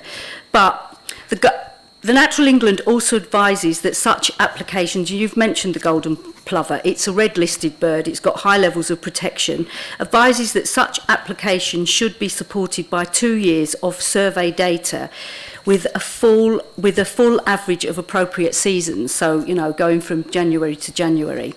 The Wintering Bird Survey fails to do this, only covering one season. It went from December 2016 to March 2017, that's 4 months, and September 2017 to November 2017, that's 3 months. It wasn't consecutive.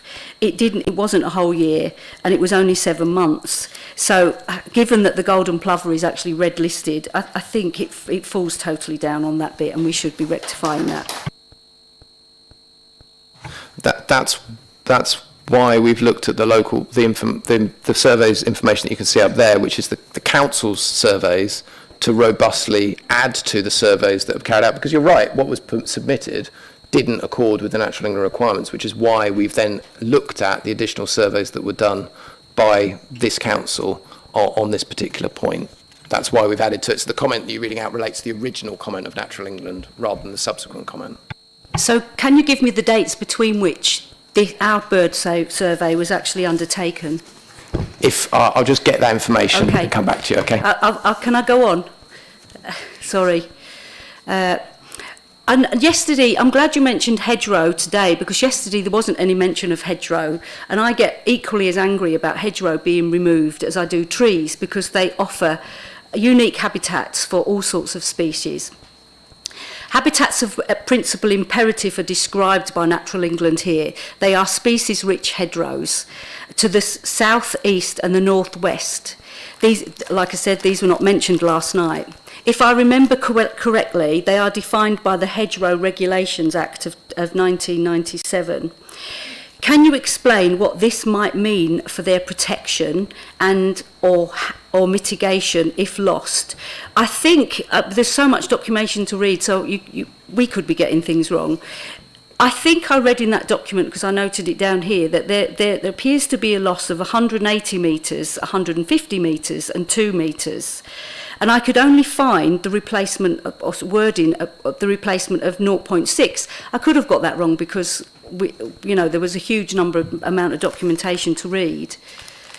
And you just mentioned 174% net biodiversity gain.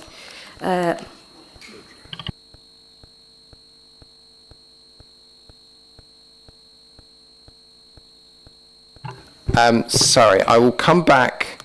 I'm going to have to go through the documentation with regards to the hedgerow point, but just in terms of confirmation, in terms of the survey information of the plover, so that occurred, surveys were conducted in January, February, November, December 2022 and 2023, with supplementary data from January 2024. Again, that's publicly submitted information. It's out as part of the local plan process. So that on its own, combined with the information that's been provided through the application, again, is considered to be sufficient in terms of the requirements.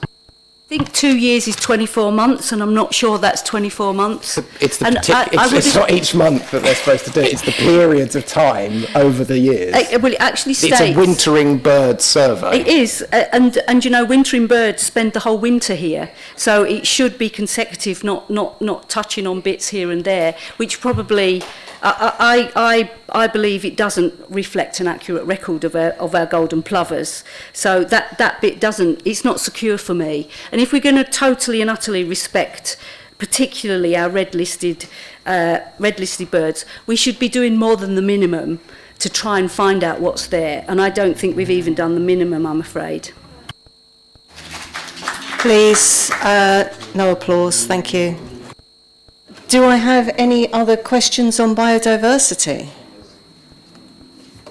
Doesn't look like it. Oh, hang on a minute. Sorry. Yes. I mean, it's great. I'm a dog walker, and this plan puts in loads and loads of stuff for dog walkers, which is great. But the one thing that I feel concerns me is the fencing to protect wildlife, which is also great because dogs off of leads create an awful lot of damage to our wildlife. But what concerns me is there didn't seem to be any information about the type of fencing that would be put up. Could that fencing then actually create an additional barrier or threat to other types of mammals, for example, foxes or hedgehogs?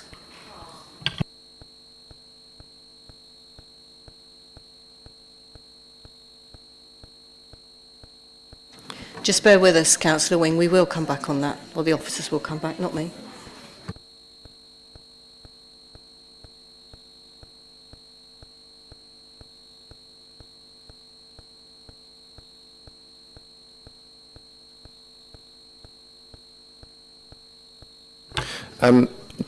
Thank you, Chair. I suppose we'd point to condition 46 and 47 in terms of the requirements about biodiversity and how actually all of the impacts on the different protected species actually comes forward in terms of the detail of what impact fencing would have on different species as well. Because obviously I appreciate the point that there's an unintended consequence potentially for doing something to one that then has a knock-on impact on others. Again, the detail of that would simply not be dealt with at outline stage because of, we are talking about the most detailed of points almost.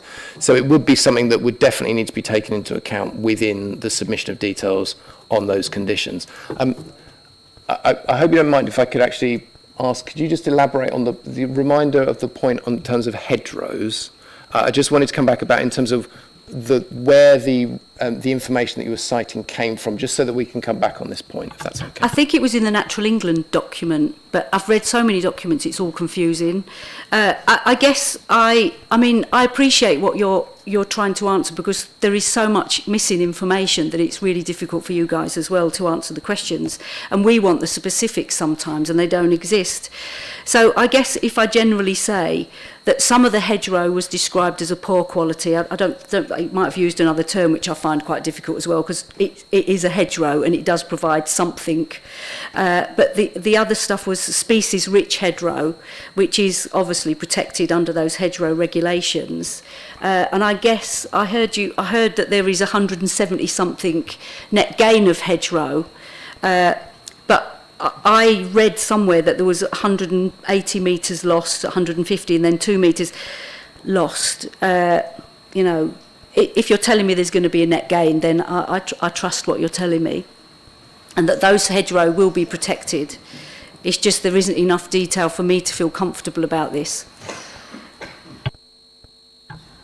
What we'll do is we'll go through the EIA, and also just to try and come back to on this hedgerow point specifically. I mean, in terms of other legislation with regards to hedgerow protection, there may well be other processes that need to be followed in terms of the ancient hedgerow provision, and obviously that doesn't come up very often in Thanet because there isn't a lot of ancient hedgerow, but obviously separate legislation exists on that particular point. In terms of the biodiversity requirements, in terms of, again, what would be provided in terms of the net gain of the hedgerow units, again, we don't have the detail now, and nor would you expect to have it at outline stage for a development of this scale. I appreciate from your perspective that information is missing, but at the same time, we wouldn't expect to have that detail in terms of for the determination. But it would be something that has to be looked at some point before effectively development commences on the site, so it comes through the reserved matters applications and through condition submissions. Just struggle with, I know this is outline and what you're telling me is totally correct, but I just really struggle that I'm sat here making a decision about something which might or might not happen. And I really do feel that I'm being, I don't know, I have to have faith in somebody that something will happen. And there's been so many applications where I know the net biodiversity gain hasn't happened. So maybe this is a chance to change that and push it back and say, you know, in your outline application, we need the detail. We need the detail.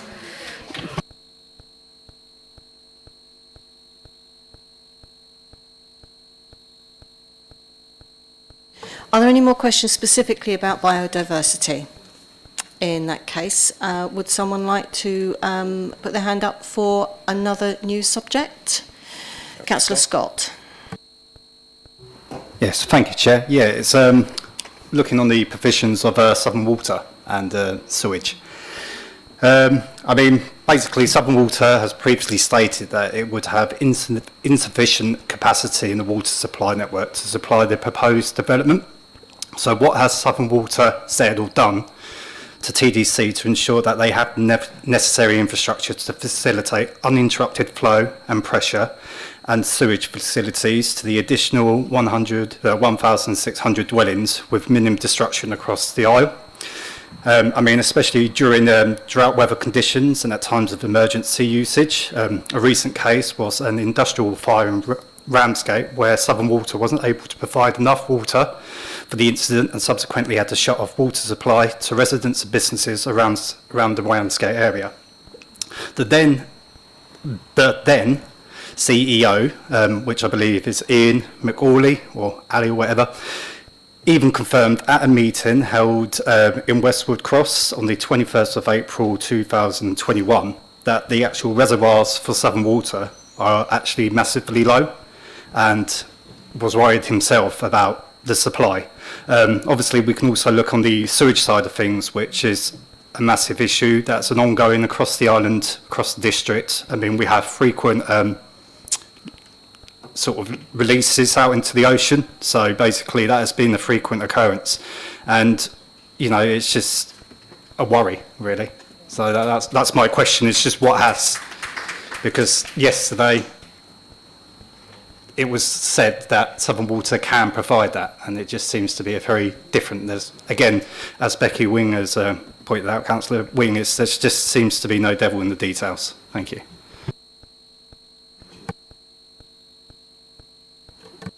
We'll just come back. Bear with us a moment.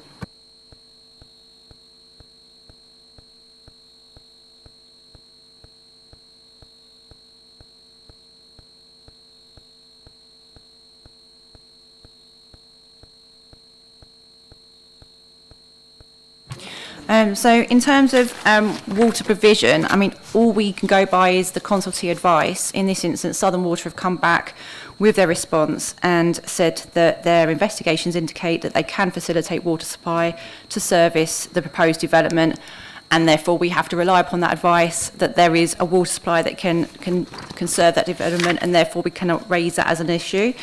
And then in terms of foul drainage, obviously, this was a plan that we showed you yesterday in terms of foul drainage. As I mentioned to you, we again had the standard comment back from them just saying they had no concerns with the foul drainage provision. Because we know that that members have had concerns on this issue on previous committees, we did go back to them and raise very specific questions with them about capacity and about whether there's a need to upgrade any of the network in the surrounding area, and they have come back to each of those questions very clearly stating that there is no need to update it, that it can easily be served by the wastewater plant in Margate, and therefore they have no concern. So we can only go by the consultee advice that we receive, and in this instance they have raised no objections on drainage to this development. Just to add to that, we really do appreciate, and we've talked about this a number of times, about the issues to do with Southern Water. Again, it is a really important reminder about the purpose of the planning process with regards to this. Fundamentally, there is a condition which requires details of foul drainage, and we have obviously got this strategy document that you can see in front of you, that obviously is what they've provided about where the connection points are going to go. But Southern Water have a statutory obligation under Section 94 of the Water and Industry Act 1991 for the disposal and off-site treatment of sewage. That includes any network improvements or reinforcements that might be required in liaison with the developer. Now, they've at the moment stated that they don't think any is required. If it is, then they can facilitate it in discussions with the developer. It's not a point of opposition that we could sustain in any sense at appeal to concern about how efficiently Southern Water operate and whether or not they do or don't. So, again, this is a point that was raised, and again, my favourite topic, the Shottendane Road appeal. It came up there, very clear what we can and can't do as a planning authority on this matter. Councillor Scott, you wanted to come back. Yeah, thank you, Chair. I mean, I think you've sort of outlined it already, Ian, but I mean, I just feel that is the fundamental problem. I mean, we should actually be able to sort of challenge Southern Water because they clearly are not providing the actual facilities. I mean, we get it all the time. We see it, it's posted, like releases out into the oceans. I mean, I can only speak about my experiences, but unfortunately under a professional thing, I don't want to jeopardise my professional outlook on that. But I've experienced issues with Southern Water. And I just feel, you know, this should be something that should be considered, if not through TDC. And I think TDC should be always challenging every single release that's gone out into our oceans in our district, and especially any planning. And, you know, I'm just a layman, so obviously if that's something that can never be written into policy, maybe we need to lobby the government, TDC, and actually highlight that. And yeah, just furthermore, highlight it to the developers to ensure that we are going to get this, because I just fear that, you know, this is going to take 10 years, you said, and that's 10 years of disruption. We've already got disruption across the island because every single roadwork is an emergency roadwork put in place due to poor networking from Southern Water. So I know that's not a question, but it's a comment. Thank you. I'm sorry, I do need to remind you that there should be no applause. It does disturb the concentration of members. Thank you. Just very briefly, to come back on that point, I take your point and I agree. It's the forum in which the point of opposition and the concerns are raised. The council can and different administrations have done different things actually to engage with Southern Water. But it's about what the planning process can do, and obviously the planning process has to succeed to effectively the Water Industry Act. So it is a matter for lobbying at all levels in terms of Ofwat, etc., about what can be done. But in terms of the planning side of things, you know, the extent to which we can look at this, it has been looked at sufficiently for this. But I take the point. Okay, members, we are on, from the list at the top of page 49, on surface water drainage and flood risk. And thank you, Councillor Wing. I'll take your next. I'd like to support Councillor Scott. I looked at this. I mean, KCC also notes there's a need for phasing plans to avoid uncontrolled runoff, so that even KCC are recognising that we have an issue, and it is an ongoing issue. And I'd like to raise the important planning issue of impact on neighbours, and I'm going to include residents and the environment in this. Southern Water have said their investigations say they can deal with the disposal of foul sewage, but our experience is they can't deal with the sewage that's now being generated, and we're seeing dry discharges, so it doesn't even involve heavy rainfall. Is it possible to ask Southern Water for the information which relates to these investigations? Because as a councillor that's concerned about this, and I believe my colleagues share the same concerns, I'd actually like to see their figures. I'd actually like to see their workings out, not just be told by a company that lets us down and doesn't really give a damn about what happens to the environment or residents.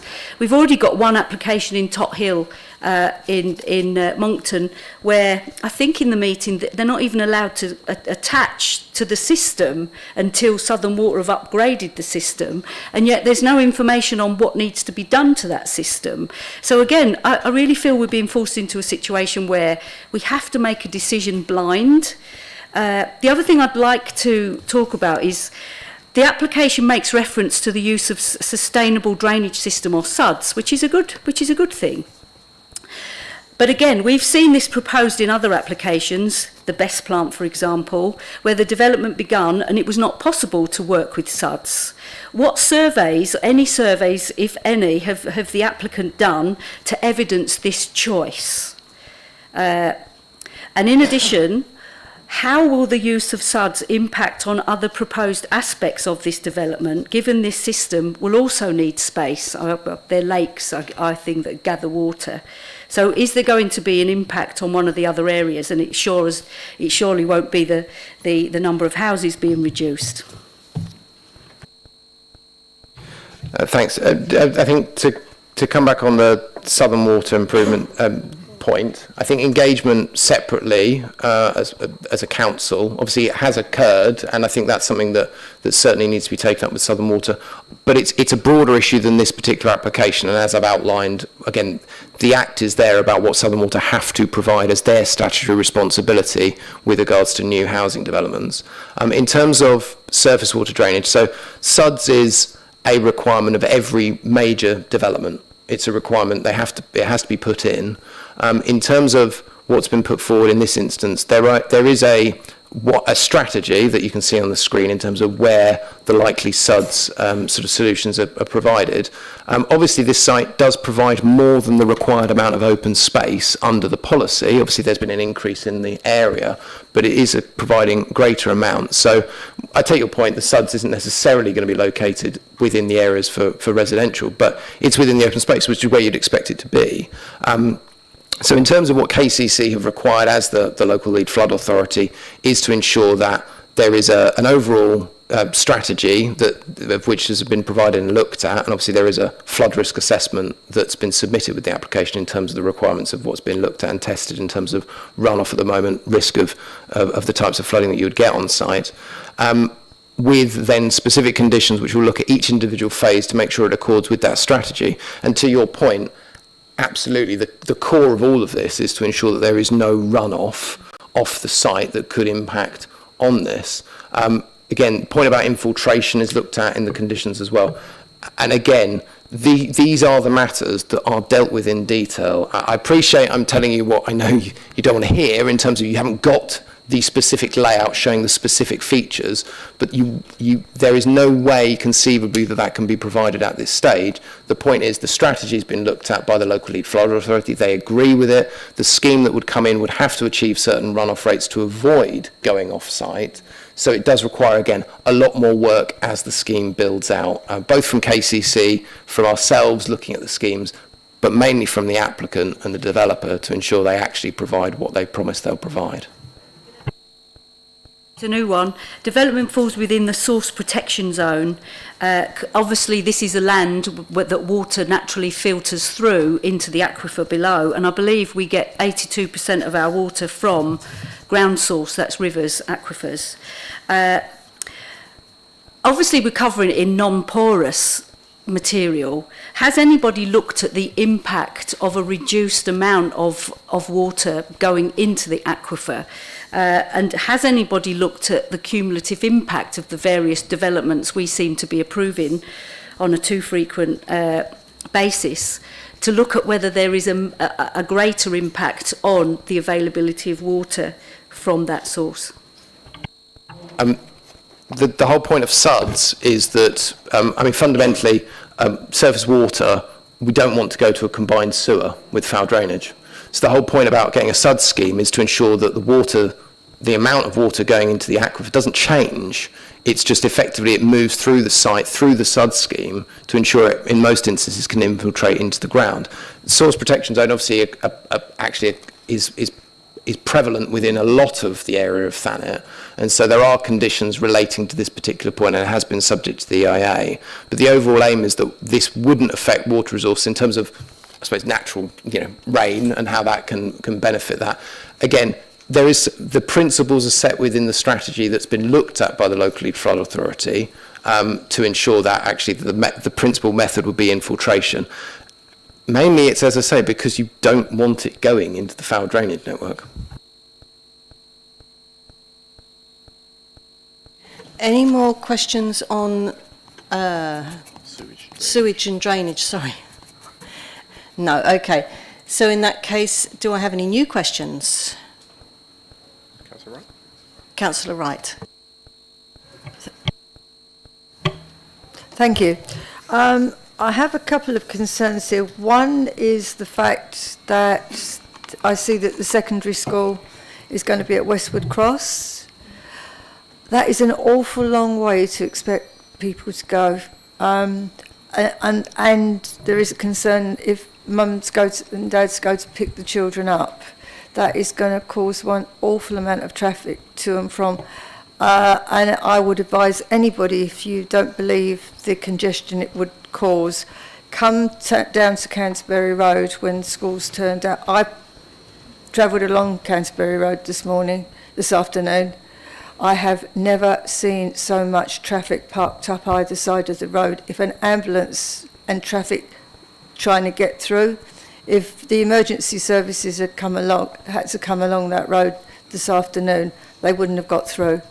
And the other thing was that on the plan, there's an allocation of land for the medical centre, which is for their own, to choose their own use. I think that's wrong. But they have a piece of land. Surely there's a way that it could be negotiated that they can put some kind of diagnostic equipment in there.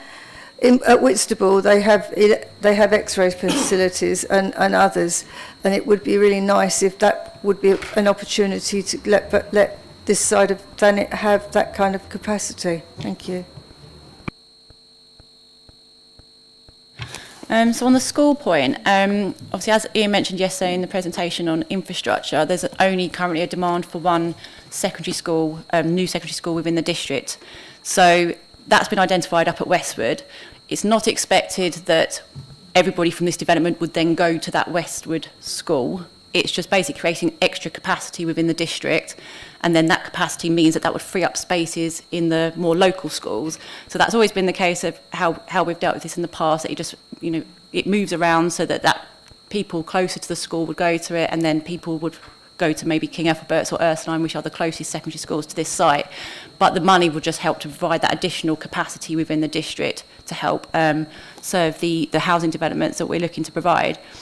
And then just in terms of the medical centre, so we're looking at the piece of land that would come forward for them to use either for parking or expansion. But again, that project would have to come forward from the Integrated Care Authority. They would come up with a project working with the medical centre on what their needs are. It could look at, you know, the reconfiguration of the space internally to try and create additional consultant rooms to serve the additional people from the development. It could be an actual expansion of the facility to achieve that. So we don't know what that would be at this moment in time, but the money is then secured to enable them to have the ability to address that demand that's going to be created by the development, and that will come forward through a separate application in the future. Could that be a condition of them having the land, that they explore that? I mean, otherwise, as you say, it could end up as a car park, and I think it's a perfect opportunity to build, to have a facility. It's not fair that if you can't get to see the doctors in Birchington, you have to go down to Whitstable. But when you get there, they have got really good facilities, and I feel it's a perfect opportunity to develop something for this part of Thanet. Well, the way we deal with contributions is that the contributions actually come to us as a local authority, and then we ask for the consultee who has requested the contribution to come to us with the project. So we have to agree to that project and agree to the funding of that project, the fact that they've worked out what the quotes would be for it. So it's not a matter of that we get them, the money will just go directly to the medical centre and they can just do parking with it. It comes to us and we get to manage that and work out what that's going to be used for to make sure it does actually comply with the requirements of the Act in terms of dealing with contributions. Could I just ask then that if that's possible, that you would explore the possibilities for that to happen? I think just the point here is the Integrated Care Board and also the actual sort of East Kent Partnership has to look at obviously the district in terms of the provision of services that's offered across the whole district, rather than potentially looking at this site. And in terms of whether or not in scale and kind, in terms of the justification for a planning obligation, we would be in a situation to say that a facility that would serve certainly wider than Birchington would be, you know, appropriate to require to be provided on this site from this number of houses. There wouldn't be the justification to do that, and fundamentally we couldn't require them to do that either. I take the point that obviously what everyone wants in terms of Thanet is to improve things like the diagnostic ability that you might get from these sorts of facilities. That is part of the partnership's requirements of what they're looking at.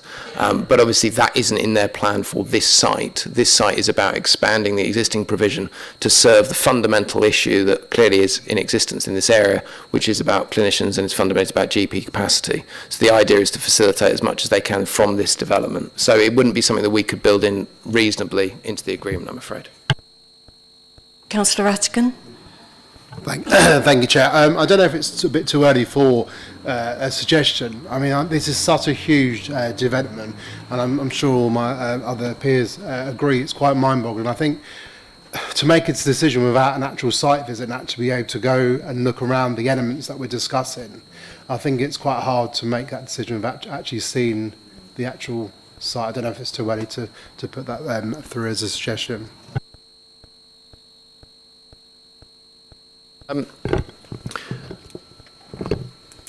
I think obviously the motion is on the table. I think the problem that I can see in terms of that is there's got to be a reason. There's got to be a reason to visit the site. It's not just it's not a performative action to visit the site. There's got to be a purpose of visiting the site to see it. Sorry, Chair, I think Councillor Alban was coming on this, so I don't want to overstep.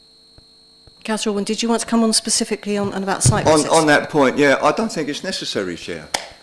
I don't think a site visit's necessary. We can see exactly where the development is going to be on the site. We all know where it is. We all know what it's got to be, and what you're going to look is a lot of open land. So I can't see the point in that. I really can't see the point in that.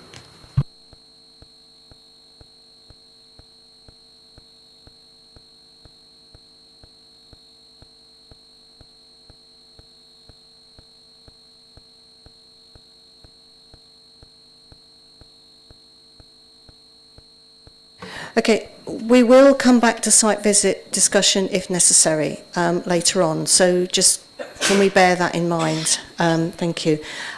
we are talking about schools and hospitals at the moment, and I think I spotted Councillor Wing first, and then I know Councillor Kay Bright. Sorry, here I go again. It's the information that the NHS Integrated Care Board, it notes that Birchington Medical Centre has 9,000 patients presently. This proposal will generate 2,310 new residents based on an occupancy rate of 1.4 per dwelling. Actually, national data suggests that that occupancy rate outside of London will be 2.36. And I'm drawing this attention because, again, this is impact on neighbours. I benefited on Monday morning from an excellent service from the QEQM and a busted ankle, which I was so grateful for. It was just 2 hours, and I don't think it could have been any quicker, actually.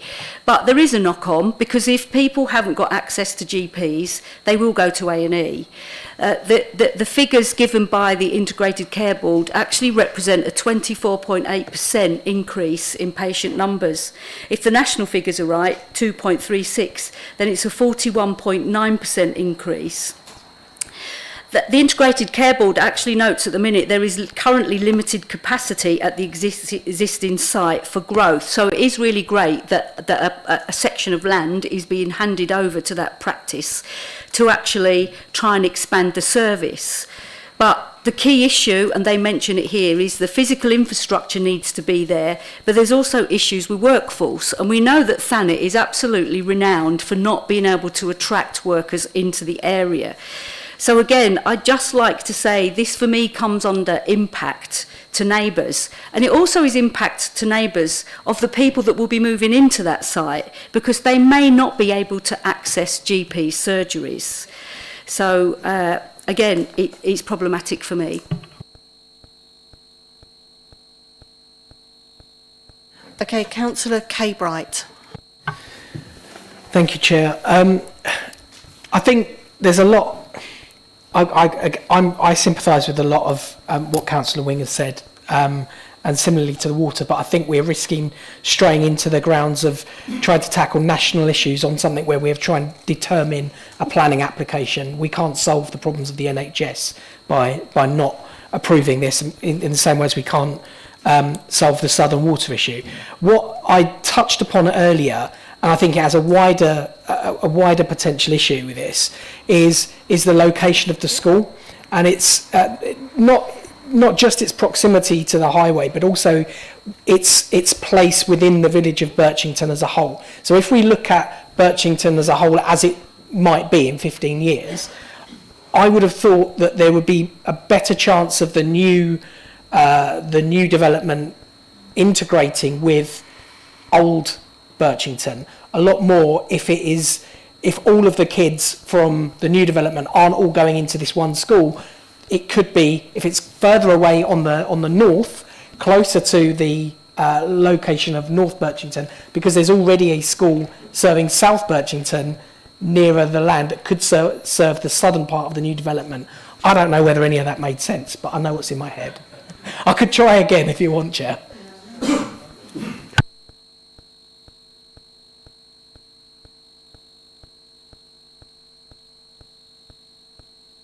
Sorry, can I just come back first of all, just on Councillor Wing, the point you made a moment ago on the 1.4, just to let you know that was in their original comment, and I did query that, and actually that was an error. So their original request was for 831,000 based on the 1.4, and then we went back and queried that, and then they agreed it should have been 2.4, and so the contribution that is in the heads of terms is the updated amount, and that is then the 1,382,000. So that's based on the 2.4. So just to clarify that point. And then in terms of the schools, so we've had quite a lot of discussions with KCC in terms of the primary school and in terms of when the new primary school should come forward.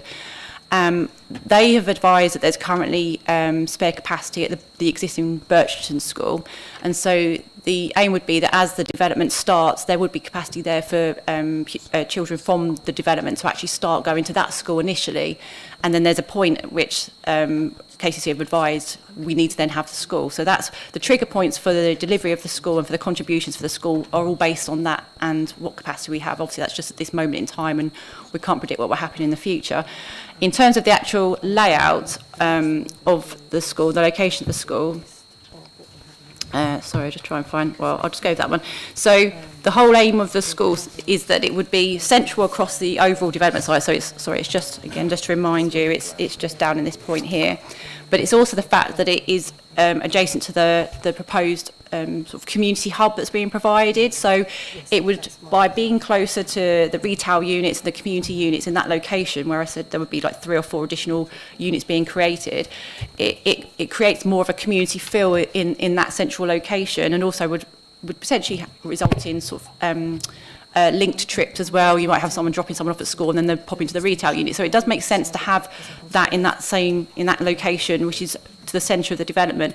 Obviously, it can still be accessed by the existing settlements. There wouldn't be something saying that only people from the development can actually access this school. Anybody could go to this school, anybody could apply for it. It's just another school in the area that would serve the development and just the catchment of the area. So yeah, we consider that location does work. Councillor Kay Bright. I guess my point there is that the catchment might be better served if it's serving the north part, and if kids are already going to the existing school who are on the southern part of the development, it might make life easier. I get your point with the community hub. It's just about how best we integrate it with the existing village. Councillor Bayford. Thank you, Chair. This potential development is so huge. I feel that a vote tonight does not do it justice. I don't think that a site visit is the answer. I know in previous previous applications, the officers have been able to go back to developers to negotiate certain areas, and I realise these are numerous. I feel personally that if there's any possibility for this to come back to us at a slightly later date, with some of the questions answered, some of the details filled in, some of the uncertainties and concessions discussed, I feel that would be beneficial for all concerned. Thank you.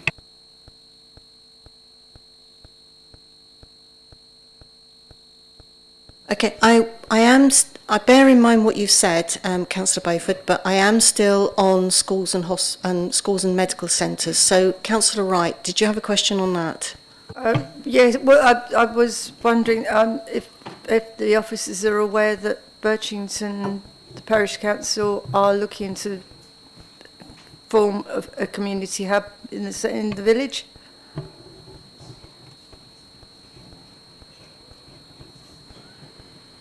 I mean, in terms of the relevance of providing something on this site, it's part of the policy to ensure that actually there's some facilities provided on this site. And we do, the whole point about the location is to try and not compete with the community hub. And again, we mentioned yesterday about obviously the centre at in the village having a contribution from this development, and obviously we do expect people to use that, otherwise the contribution wouldn't be justified. So, and again, as Emma's already mentioned, this site is within walking distance of those facilities.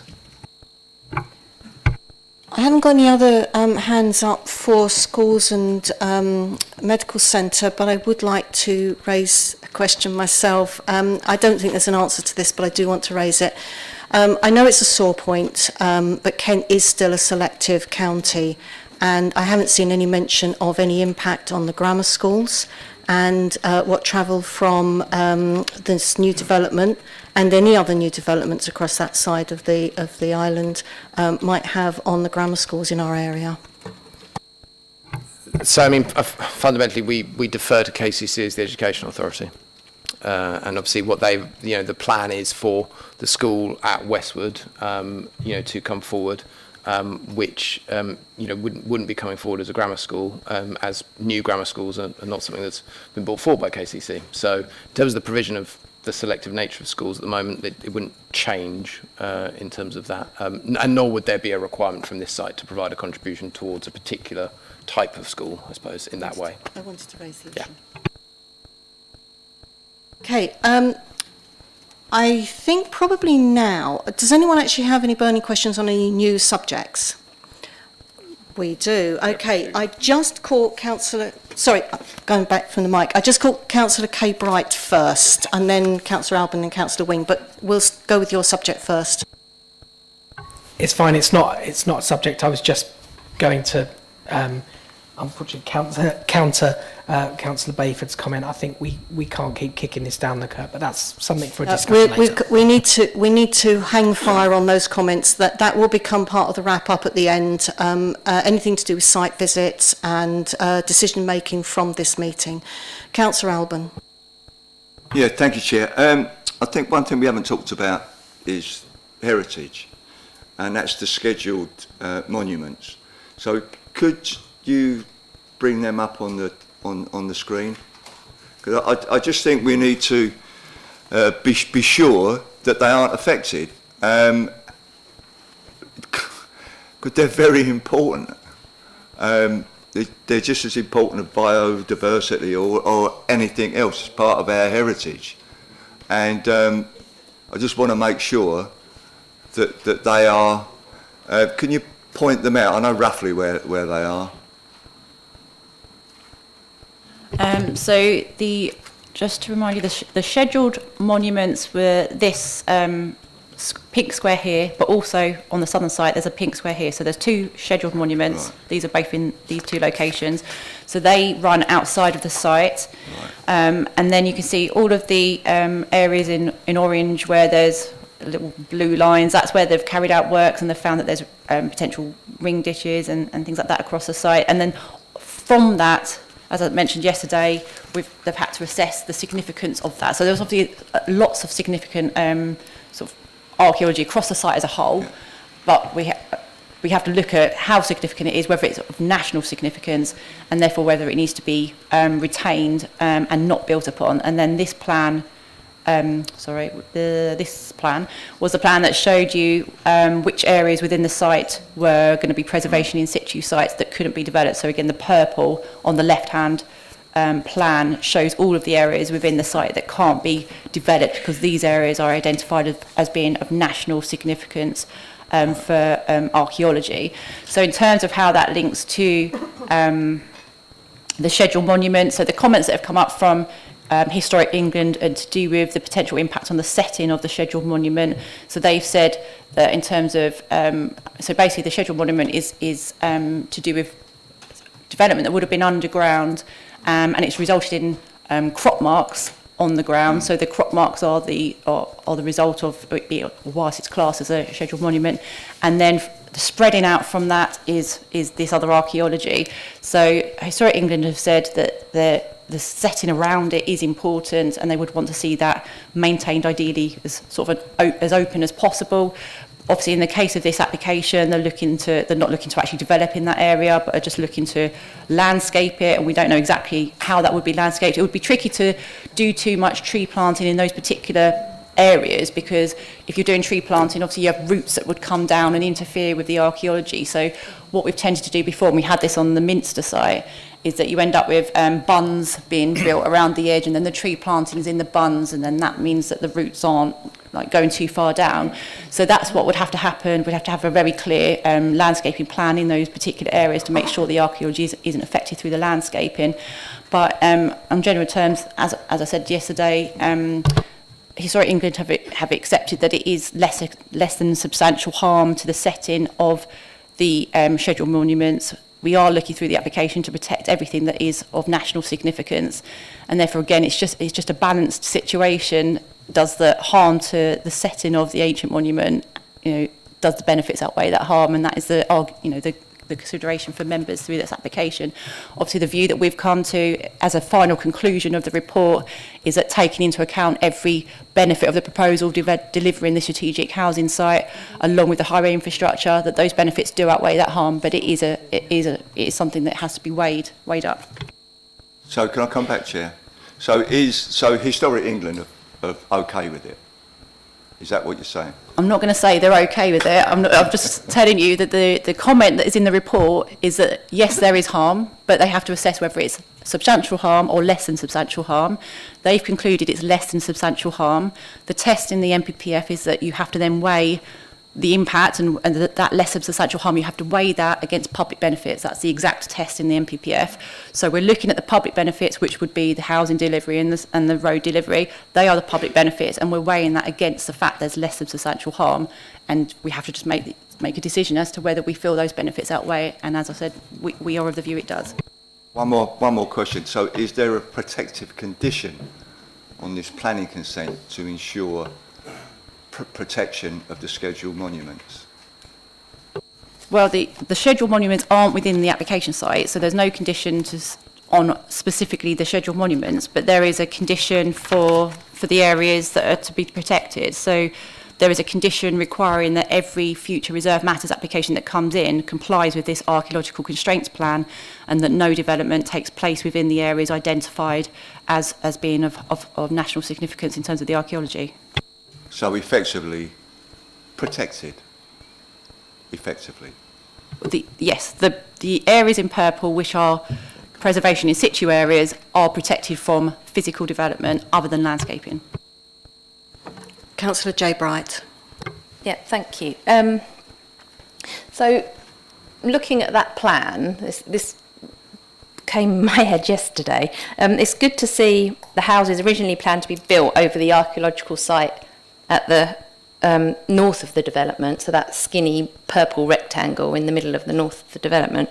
There were houses planned to be built there, and it was considered, that site was considered significant enough to remove the houses from. Why is it still built over, why is the North Thanet Link Road built over it then still? And is that going to pose a problem when getting permission for the North Link Road, and might the road need to be built around it?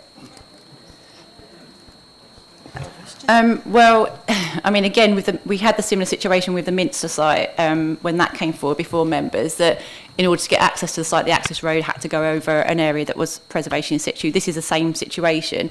So the road won't result in as deep foundations as you know, houses and other physical development. So so KCC Archaeology are happy that you could have a vehicular access that would go through that space. So they allow that, and they allow the landscaping. It's just you can't actually have physical housing development on it that would have deeper foundations. So it's okay to have a load of concrete over it? This is of national importance, and it's okay. All right, thank you. Okay, I don't have any other... Oh, Councillor Wing. No, you're not on the new topic, because this is my longest set of questions that I've got. So, and I've still got most of my questions unasked at the moment. Sorry about that. This is my longest set of questions. Archaeological remains, actually no, I'm going to start. I note that the scheduled ancient monuments are referred to as nationally significant, and we do have a particular responsibility towards them. One of the things that I noticed in the in Heritage England thing was about community involvement in the archaeological investigations. I didn't see anything in the report that actually indicated that how that suggestion would be carried out. I also note that there will be information boards and that they will be retained. And so I'd like to know what will be put in place to ensure that they will be maintained and protected from antisocial behaviour. That ties in with the police comment about, I can't remember the phrase, but designing out criminal activity. I just felt that there was a link there. Condition 11D refers to appropriate archiving and storing in a suitable repository. But it could go further to consider opportunities for enhancing long-term education and understanding from what is learned from the archaeological investigations that the community may or may not be involved in. And something that goes just beyond sticking up information boards and shoving artefacts in boxes underneath tables was my concern. I think that sums it up as my list of concerns and questions on archaeology.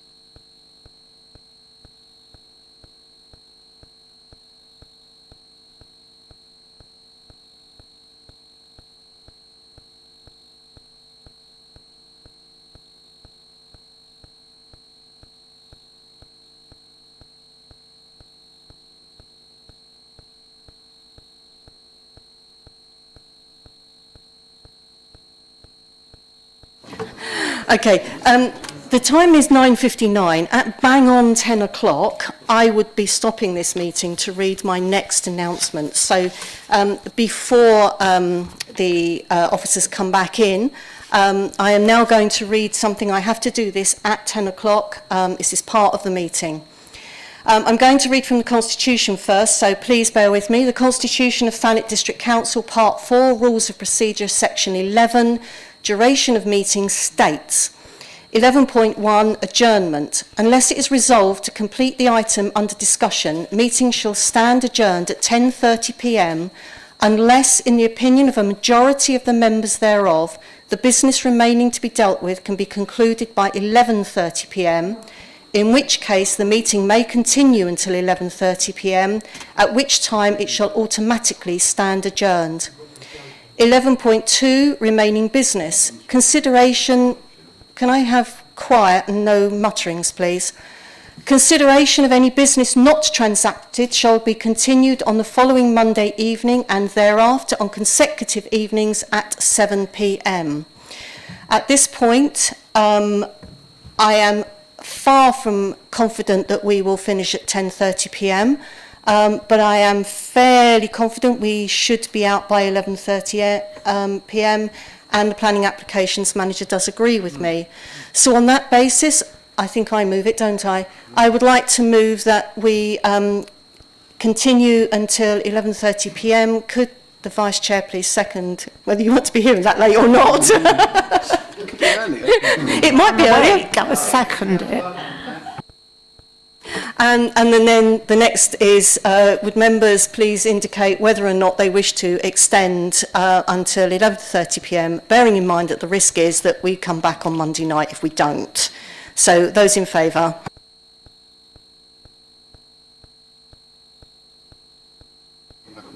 That's carried, thank you. So enough of us don't particularly want to come back on Monday. I don't know how many chairs have read that, but as you can see, I was prepared. And now I will hand over to the Planning Applications Manager to respond to my questions. So just on the community... just on the community engagement on the archaeology. So just looking back at the comment from KCC on that point. So the aim of the community archaeology request is to involve active participation in investigations, the public access and engagement events, and the engagement with schools and colleges. Obviously, that would be carried out by KCC. They would be involved in arranging that with the developer. And then that does link to a condition, which is condition 15, which deals with the community archaeology strategy to be submitted with the application for each phase. So that deals with that. That would obviously have to come into part of that process and how we would look at that involvement through the whole development of the site.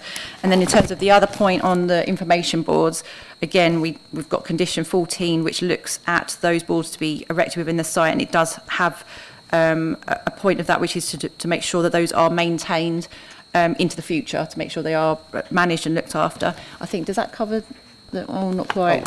What's the other point?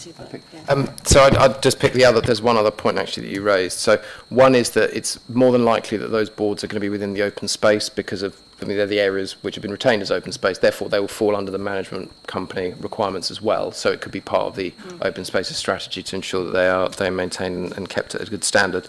To pick up your point about archiving and that point in the condition 11, it is part of KCC's function to have the historic environmental record, but obviously it's certainly appreciated that it's not necessarily the best thing to just always have things being put in boxes or having a report that's created, which is often part of conditions that then effectively is created and not accessible by anyone.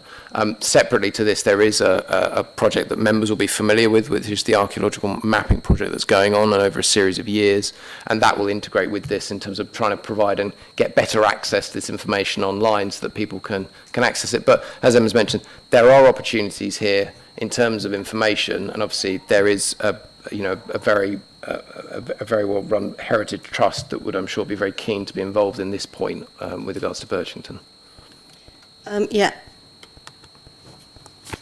I'm very mindful, thank you for the comment about the schools. I'm very mindful that very often adult education is omitted when we talk about education. We talk a lot about schools, and this seems like an opportunity, if we are going to involve the community, that there would be an opportunity to actually give some attention to adult education.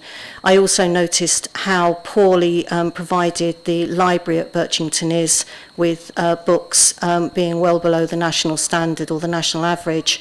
And I do know that there is Section 106 money for that, but that is something that I would like some attention paid to going forward if this application ends up approved with regard to the archaeology. Councillor Whitehead, I believe you wanted to come in on archaeology? No, I put my hand up at the point where you're asking for anything new, so mine relates to viability. Any more on archaeology, Councillor Wright? Just to remind you that Birchington has got a museum, and it would be nice that they would be considered to have, if only some small items. And Quex has got the capability to show them as well. It would be a shame to have them buried and lost. Okay, that looks like we're into a new subject, so Councillor Whitehead. Thank you, Chair. I have some questions around the viability review. So, because this is an outline development, it feels like there is a very significant level of uncertainty around long-term viability and therefore the amount of affordable housing that can be provided. So, the first Dixon Searle viability assessment states at 3.5.26 that it should be noted that the submitted mix does not specify whether houses are to be terraced, semi-detached or detached, and we have made assumptions on this below. This is a further area of uncertainty when concerning a large scheme at outline planning stage and leaves room for significant movement in the overall value. And planning practice guidance on viability also states that potential risks should be accounted for in the assumed return for developers at the plan making stage, and that it is the role of developers, not plan makers or decision makers, to mitigate these risks. The cost of fully complying with policy requirements should be accounted for in benchmark land value. Under no circumstances will the price paid for land be relevant justification for failing to accord with relevant policies in the plan. For the purpose of plan making, central guidance specifies an assumption of 15 to 20% of GDV, and that's considered to be a suitable return to developers in order to establish viability of plan policies. But it also states that we can choose to apply alternative figures where there is evidence to support this according to the type, scale and risk profile of the development. I do fully understand the risk profile in relation to the potentially required infrastructure work. However, the scale and the time scale of this development is huge, and costs are arguably influenced both by that scale and the time scale. The first Dixon Searle report states that they do not consider that a 20% GDV assumption is an appropriate assumption, and that we need to find a different balance between the acknowledged commercial drivers, landowner positions and community needs, and states that some flexibility ought to be possible. The PPG recommends a range of between 15% and 20%, and we tested at 17.5%, as they said it was their typical inexperience. But they also said they could test at 15% if we required it. So, to conclude questions on the first Dixon Searle report, did we request and do we have a 15% viability test? The January 24 final appraisal states that no viability appraisal or review can accurately reflect costs and values until a scheme is built and sold. This is the nature of the viability review process. In this sense, the applicant and their agents are in a similar position to us in estimating positions. It is not an exact science by any means, and we find that opinions usually vary. They also state that it would be unwise to fix affordable housing provision or contributions at too low a level at the outline stage, when the scheme is likely to be delivered over 10 plus years, and when the affordable housing constitutes such a significant proportion of the planned housing supply and identified need in Thanet, and then talks about the prudence of reviewing viability at specified points within the development. I fully acknowledge the need for viability reviews throughout the project. However, I'm very aware of the advice that it would be unwise to fix affordable housing at too low a level at the outline stage. There are huge differences in market cost for detached versus terraced properties and flats versus houses, and at this point we have no understanding of the affordability within that mix. Could we have more details on the viability review process and the feasibility of requiring a higher target for affordable housing? Thank you. Thank you, Chair. So in terms of the viability mechanisms and the reviews that have occurred, in terms of what's been put forward and obviously what's been pushed by officers is the 17.5% profit. So as you mentioned, it's got to be a range between 15 and 20. Originally it's put in at 20. 17.5 is what we've considered to be reasonable and what we found from our experience of what an inspector would look at and saying, well, that is reasonable, it's the midpoint of the scale. So that is obviously what's been put forward in this. Obviously, if it was reduced to 15%, then it does potentially increase the amount of affordable housing. But obviously, we have to make a judgment in terms of well, what's been put forward and what is reasonable, given both historically what's been looked at by inspectors, but also what the guidance says. The guidance says a range, and therefore, you're at risk of basically them saying, well, it doesn't need to be 15%; it could be 17.5. In terms of the point about the types of dwellings, you're absolutely right. Obviously, the viability exercise is a theoretical exercise. It does not include the exact costs or the exact GDV that you'd get from a terraced house as opposed to a detached property. What has been built in, though, in terms of the GDV is looking at the mix of housing in terms of floor space that comes with a 1-bed, 2-bed, 3-bed or 4-bed or 5-bed house, looking at what the strategic housing market assessment, or in our instance, the local housing needs update that occurred in 2021, about the mix of those types of houses and what we need for open market housing and also affordable provision, so that the range is then accommodated within the viability. But all of this and the lack of, I suppose, some specificity when it comes to that stuff at this stage, because of the scale of development, that's why there's a review mechanism. It is understood, though, that review mechanism would only ever result in financial contributions coming, and that doesn't capture what we would want, which would be on-site provision. However, again, to reiterate the point I raised earlier, this does accord with guidance in terms of what has been provided, and obviously this negotiation has occurred over a long period of time, and it is all about the balance between all of the different obligations, or whether on this point we think that with the amount of affordable housing and all of the other contributions, that this is sufficient to put forward as a development that on balance would be acceptable. That's what we've put in front of members. Obviously, in the event that the motion falls, and obviously we're looking at what could come about following this. Obviously, the discussion about affordable housing, which has been had, is something that could be looked at in terms of the question about where the money that's been earmarked for this development goes. Where the contributions go. Can that be redistributed? Does that look? Can we make sure that still actually deals with all the impacts? But could that result in an increase in the amount of affordable housing? And whether or not we're in a position to put that back in front of members. So, point understood. But obviously, what we've put forward is outlined in the report in terms of the particular inputs. I don't want to extend it, but I'm going to, because I've just realised I didn't answer a question that I think Councillor Garner actually answered on this topic earlier. It was a long time ago now, but it's about benchmark land value, and it was just this point about the benchmark land value. It's been put as a 100,000 per acre or 250,000 per hectare. Now that is what we have adopted on pretty much all of the viability assessments that's been done on farmland that's allocated, certainly the last 4 years, and that was the amount that was put forward in the in the Shottendane Road appeal. So actually that hasn't actually gone up with the costs that have occurred in that instance, because we do think that's an appropriate figure to take. Sorry, I just realised I hadn't covered that point.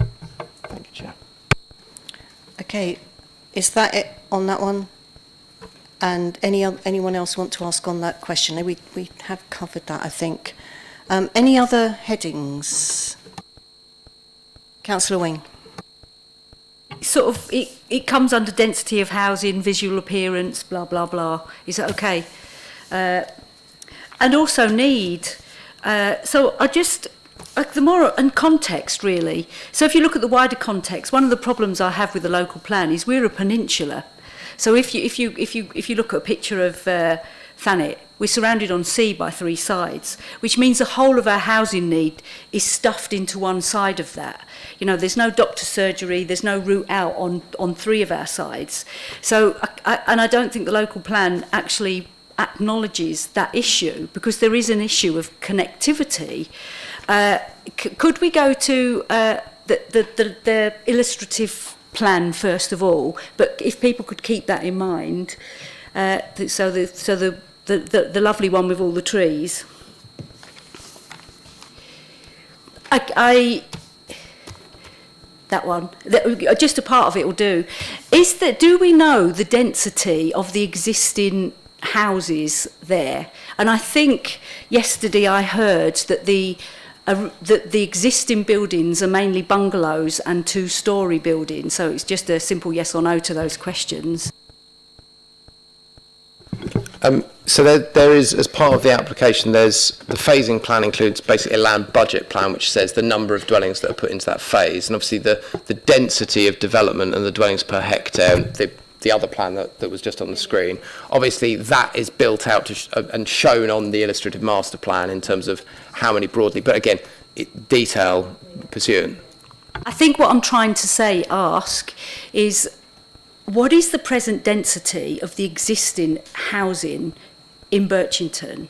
Because it looks as if this site is quite wide open. I mean, I can't see in that image there, I can't see where the dense housing is, and I think it's a block towards the existing houses and then the bigger properties around the edge.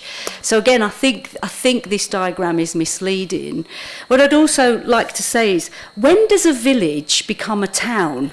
Because Birchington is a much loved village. I mean, you just Google it and TDC's own information sells Birchington really well, actually.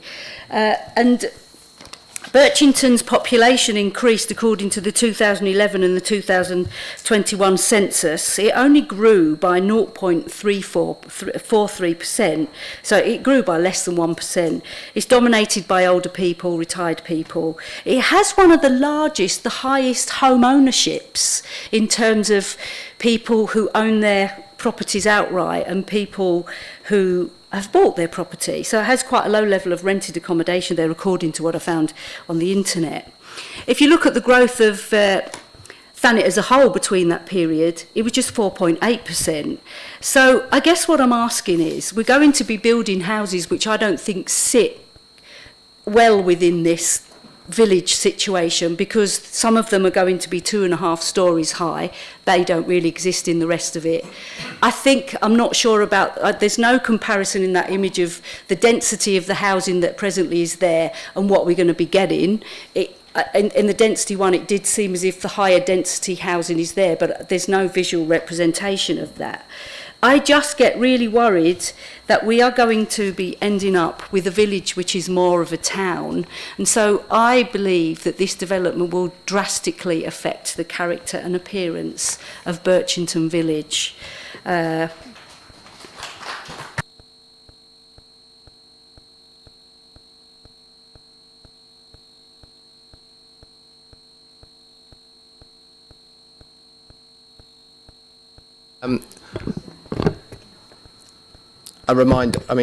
site's allocated for 1,600 houses. That number of houses coming forward. Whether or not, the definition of whether or not it's a village or a town is irrelevant in terms of the planning decision. So, in terms of that point, in terms of the point about density, that is absolutely a relevant consideration in terms of the application. Obviously, again, the extent of the site has changed in terms of in comparison to the allocation, but obviously the allocation is for up to 1,600. So it's about how you accommodate that amount on the site. So in terms of what's been put forward in terms of the density, that does change as you go through the site in terms of the areas, and Emma outlined the strategy in terms of actually looking at the less dense areas are those on the edge of the countryside. Now that is a pretty standard approach when it comes to an urban extension, because obviously what you want to do is the character should change as you enter the countryside rather than having a hard boundary against the countryside. There are variations in the density of the developments that are adjacent to this.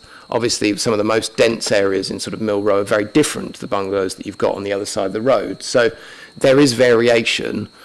What this provides is an up to amount. In terms of each individual phase, we would obviously look at the relationships in terms of the pattern of developments. And obviously where you've got streets that run into this development, then clearly there are actual decisions that are going to be made in the future. Obviously, we're not going to want to actually just totally deviate from the pattern of development and suddenly have development that is much higher and much more dense, literally attached to roads. Those are the considerations that do come forward at the reserve matters, and this is ultimately the parameter of how this number of houses come forward. No. Okay. Thank you, Chair. Question following onwards, if we are of a mind to approve this application, are we, what do you feel, because you've been in long discussions with the applicant, what do you feel would be their timescale for starting, and do you believe the actual applicant will be building this development out? Because again, all too often we see outline permission and then somebody buys the lands and somebody else comes forward. Well, in terms of phase 1B, then that's the applicant has places for people that do develop sites. But Ptarmigan and Land, who the applicants don't develop sites themselves, they will be looking to market the site and getting a developer on board. That is, it's not precluded in any fashion. That's why, and it's one of the reasons why there are so many planning conditions, is to ensure that the development that's been put forward is the quality of development that we get. And that's why, obviously, there are all the provisos, and again, why the reserve matters need to come in that give us those details. Whilst we're on this subject, your chair has another curveball question. I was interested in the self-build plots, 1%, which I believe works out at 160. I understand that the register for people wanting self-build plots is 300 and something or other, about 325 as I recall. I just wonder about the reality of self-build plots on a development like this. I can only speak for myself, but if I wanted to self-build, this is about the last place I would want to self-build. So what would happen to those plots, that 160 plots, if those self-build people don't come forward from that list?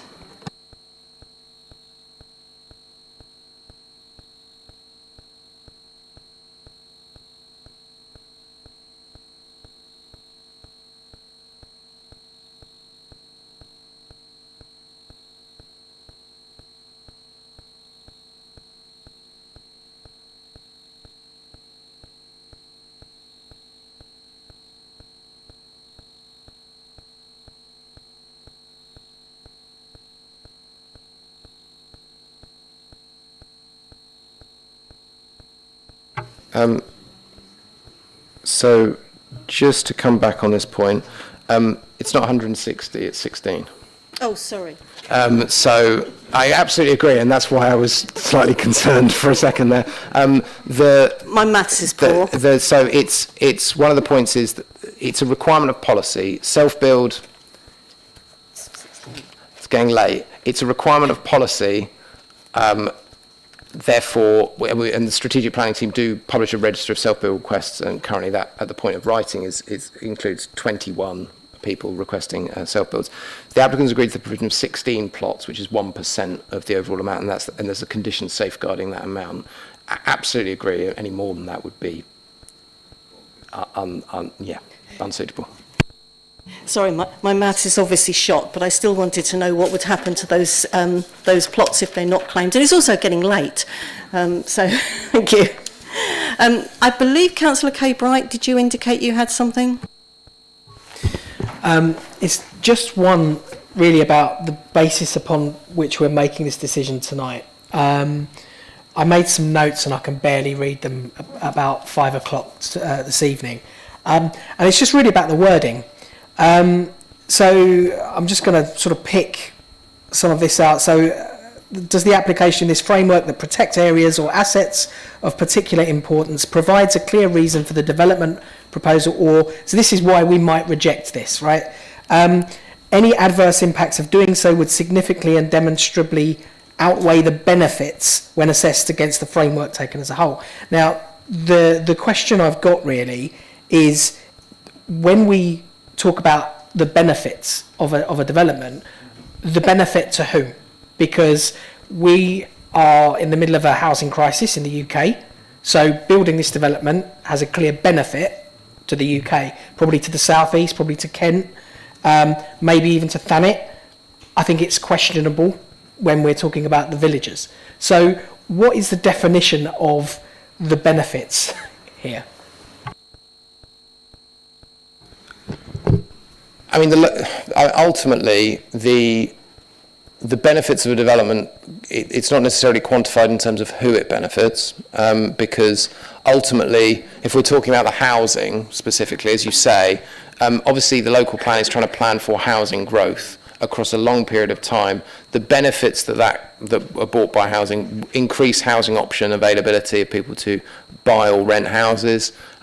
It's identified, there is an identified housing need, whatever, and it's very clear from the evidence that is the case. So I appreciate the perspective, though, in terms of, that the provision of the housing doesn't benefit those who live in Birchington necessarily, although increasing housing choice may well do. In terms of, so I think in terms of the MPPF as a particular point, because obviously you're citing the framework, the definition of sustainable development is long discussed, but the particular provisos that are in the MPPF talk about the different dimensions of sustainable development, particularly economic, environmental and social. So in an inspector's decision, what they will do at the end of all of the considerations is they'll weigh up all of those particular 3 points and look at, okay, is there an environmental harm from, for example, the potential impact on the setting of a scheduled monument?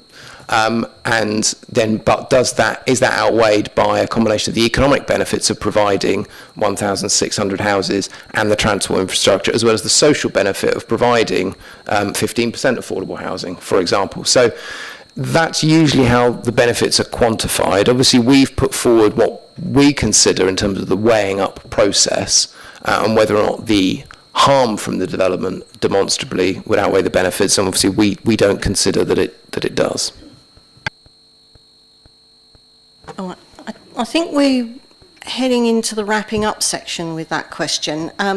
Before we do, I'm just going to take a step back and just to take from the main issues for consideration in the application. So this was the section near the top of page 49. So the main areas for consideration are the principle of development. Although we haven't really discussed that as a heading in itself, I do think Councillor Alban and Councillor Bayford's comments at the beginning and throughout the meeting, I think, have covered that. And because it does include policy SB16, and I also tacked in there the Birchington Neighbourhood Plan. Loss of agricultural land, we have covered. Visual impact, I'm not so sure about. I don't think we've covered that. So we did a little bit with Councillor Brian. Impact upon designated heritage assets, yes. Impact upon residential amenity, highway safety, biodiversity, drainage, utilities, contamination, air quality, affordable housing, infrastructure provision, and the viability of the scheme. So that's a reminder, if anyone's got anything that they think we haven't covered. I did add in sustainability and climate change, which I think we have touched on. And I'm just going through my extra bits on here. We've got a suggestion. Okay. I don't know whether there was any information, because I find it absolutely ridiculous that we're building houses that have no grey water harvesting and no solar panels on them in this day and age. So I don't know, I read as much of the documentation as I could, but it may be there. And so what sort of commitment would there be to, sorry, you've opened up a agenda here. What sort of commitment is there, if any, from this development to actually be reducing household bills? Because we always seem to be looking at the big end of the problem, and the key thing is reducing bills for people in their houses.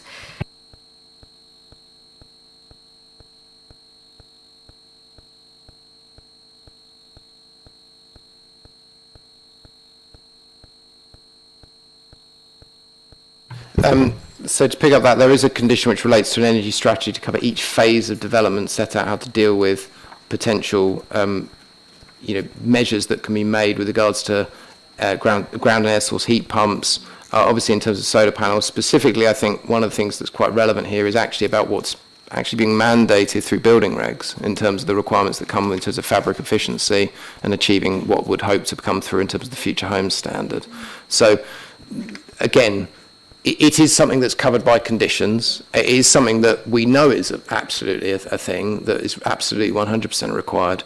But it will be a combination of both the detail we get here and actually what building regs bring forward on this point. But yeah, we do agree. We do agree with this.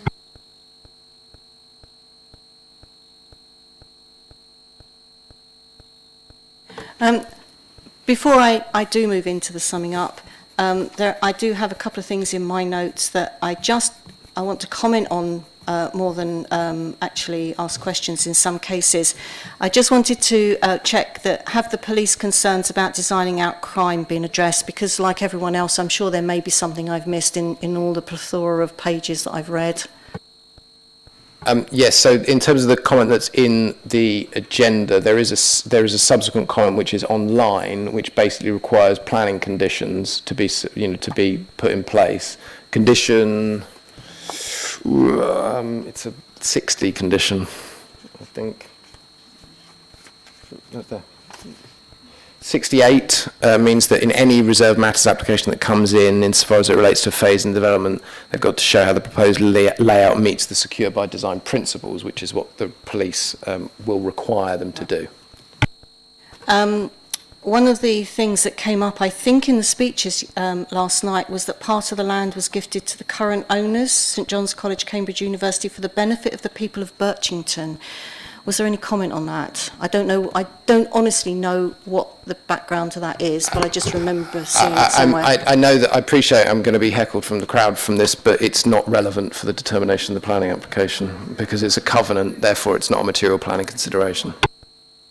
Thank you. And the other one, which was, I'm sorry, this does go back to the archaeology. I didn't understand the comment from the Georgian Society about the impact on Upper Gore End Farmhouse. What impact? They don't say. Well, obviously what we've looked at in terms of the farmhouse is, I mean, the buffer that I think Emma showed yesterday with regards to the space between the listed building, we don't consider there's harm to the setting. And I mean, ultimately, obviously we've looked at the setting of that farmhouse pretty carefully with the application that members saw at Gore End Farm. Thank you.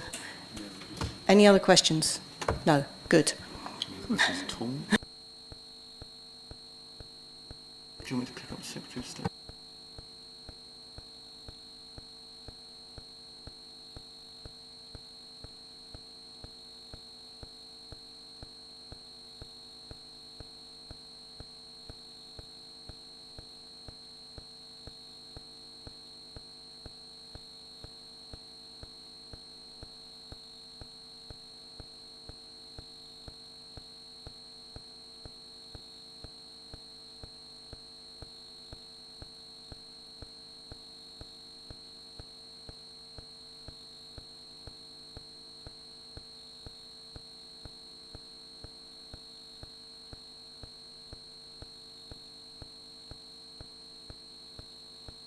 Councillor Alban.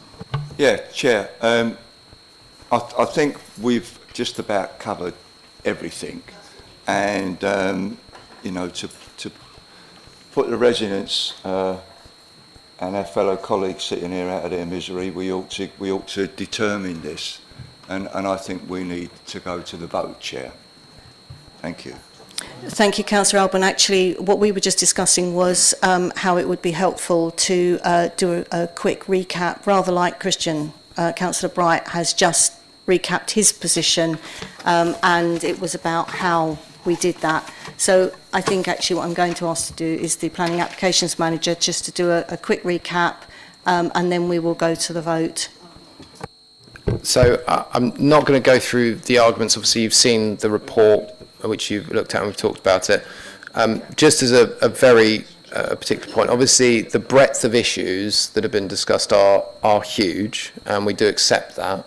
The main point that I think I just want to make clear is that with regards to any potential for example, additional information to be requested on particular matters, I think there have been discussion on certain issues where the information is provided but potentially isn't given to the satisfaction of members who want more detail. But in some instances that obviously officers have addressed, that more detail would not come at this stage. And so I think it's just important to understand what detail we get at this stage and whether or not this is about setting the parameters for the development as they come forward, with that detail then being looked at both the conditions and also reserved matters. So just on that particular point, I think it's relevant. I think once after the vote, then we can, depending on what happens, we can come back on this. Okay, in that case, we will now put the motion for the officer's recommendation for deferral to officers for approval to the vote. Would those in favour please indicate?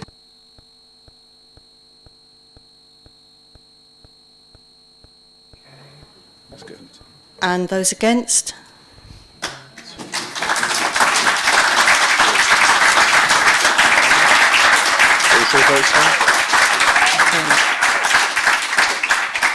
And abstentions?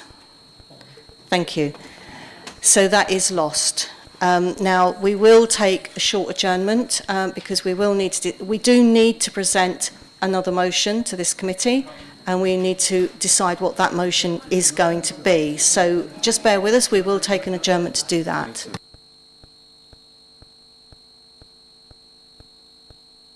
Okay, so members, in order to decide what the next motion will be, if there's anyone who would like to, among the members of this committee, actually take part in deciding what that is going to be, then please come forward and we will discuss it here at the front and come up with a new motion. If anyone would like to take the opportunity to take a break and leave the room, please remember the same rules of adjournment as I gave just a little bit earlier. Thank you.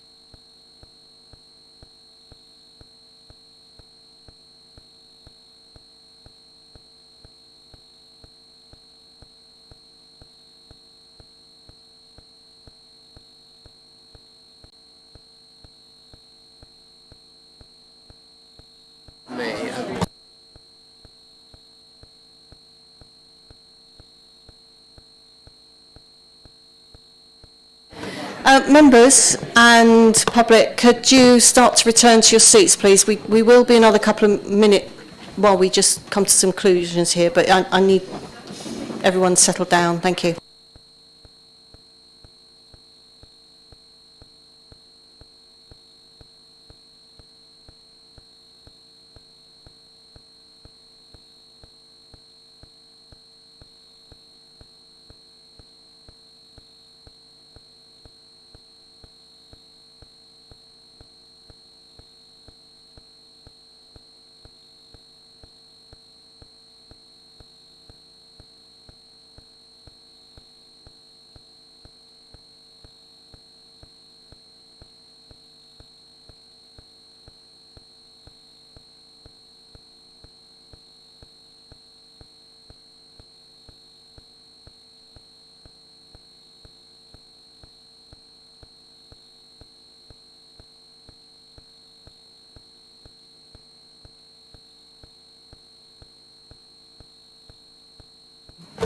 All right, thank you. I'm going to hand over to the Planning Applications Manager.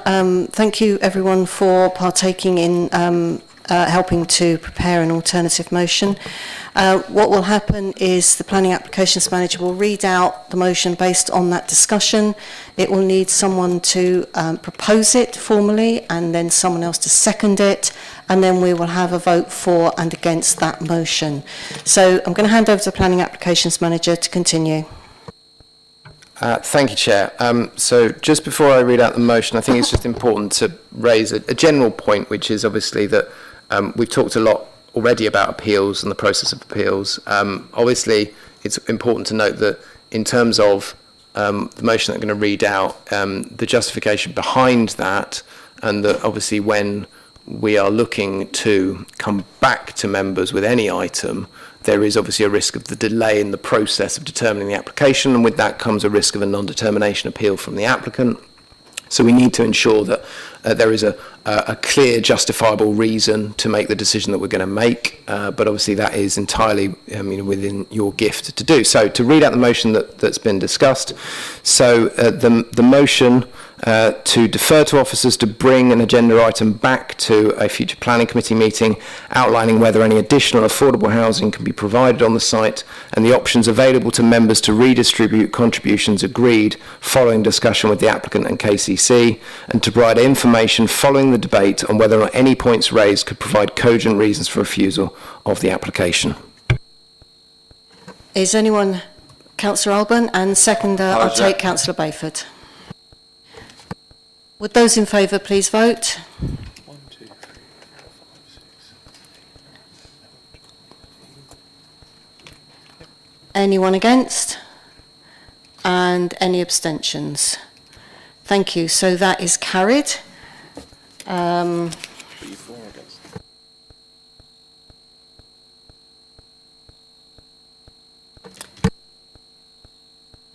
At which point, that is the end of tonight's meeting. Thank you very much. Thank you for your patience. And we did make it out before 11:30, so that's good news. Thank you. Good night.